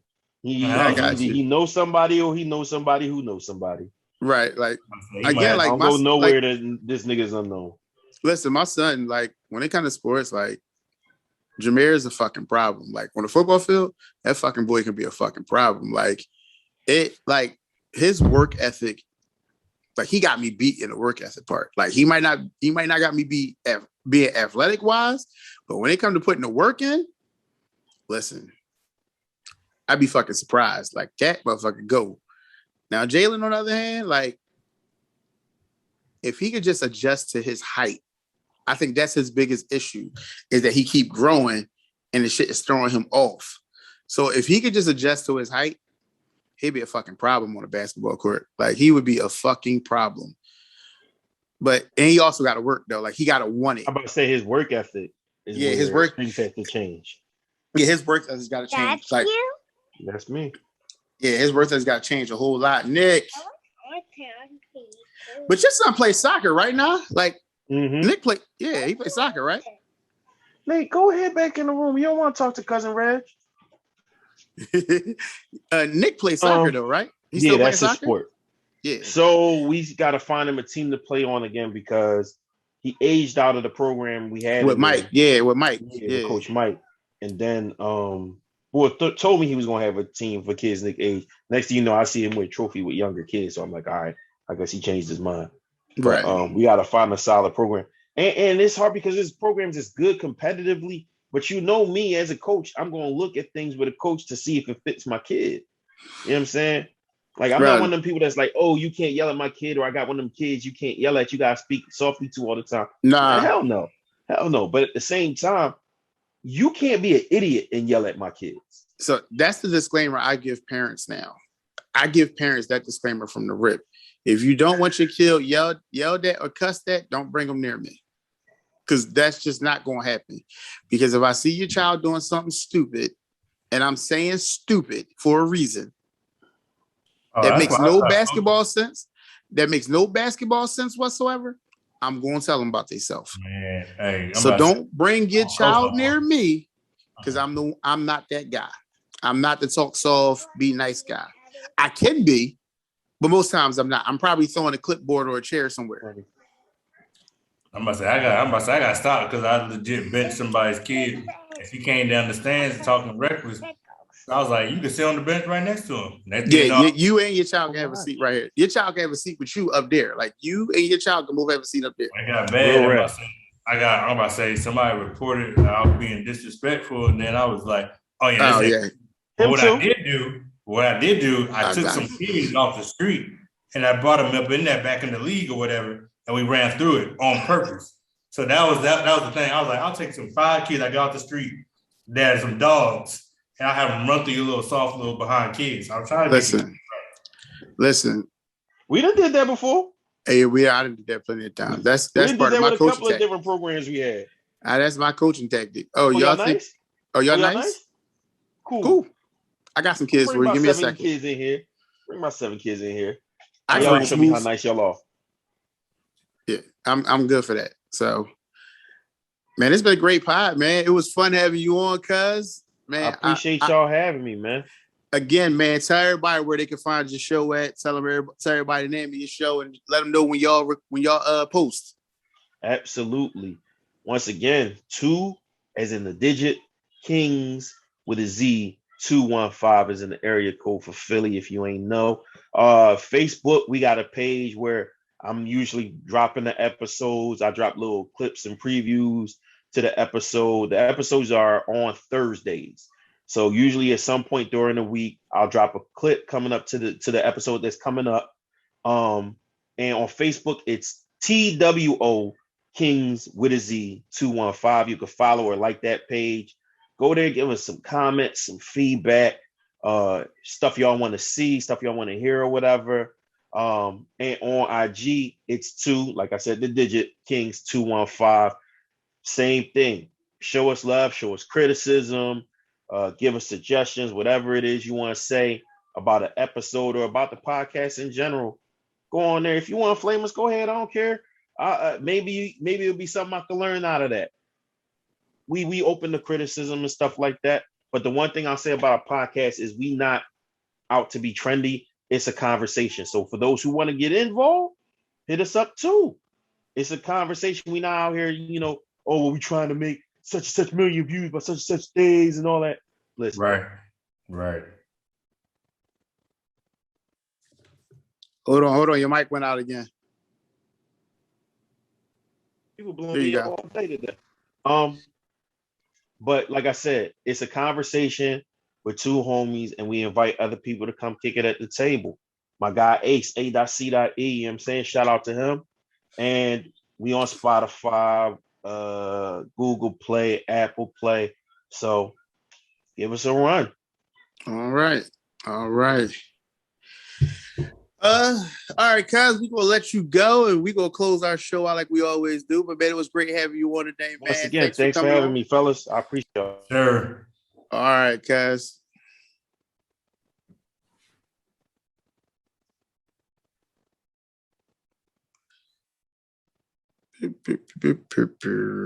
All right. Yeah, cuz. So again, man, we had another great show. This is the season finale for everyone. We'll be back in about 3 weeks. Maybe I think I want to say the last week in October or the first week in November. One of them two. We haven't really set a date yet, but somewhere around there we'll be back. We'll be back with season 2. Yes, sir. Season 2. Another 10 episodes from your boys. We'll be back, and cuz let's get ready to get out of here. We both got things to do. This was a great pod today, man. It was. I actually enjoyed it, man.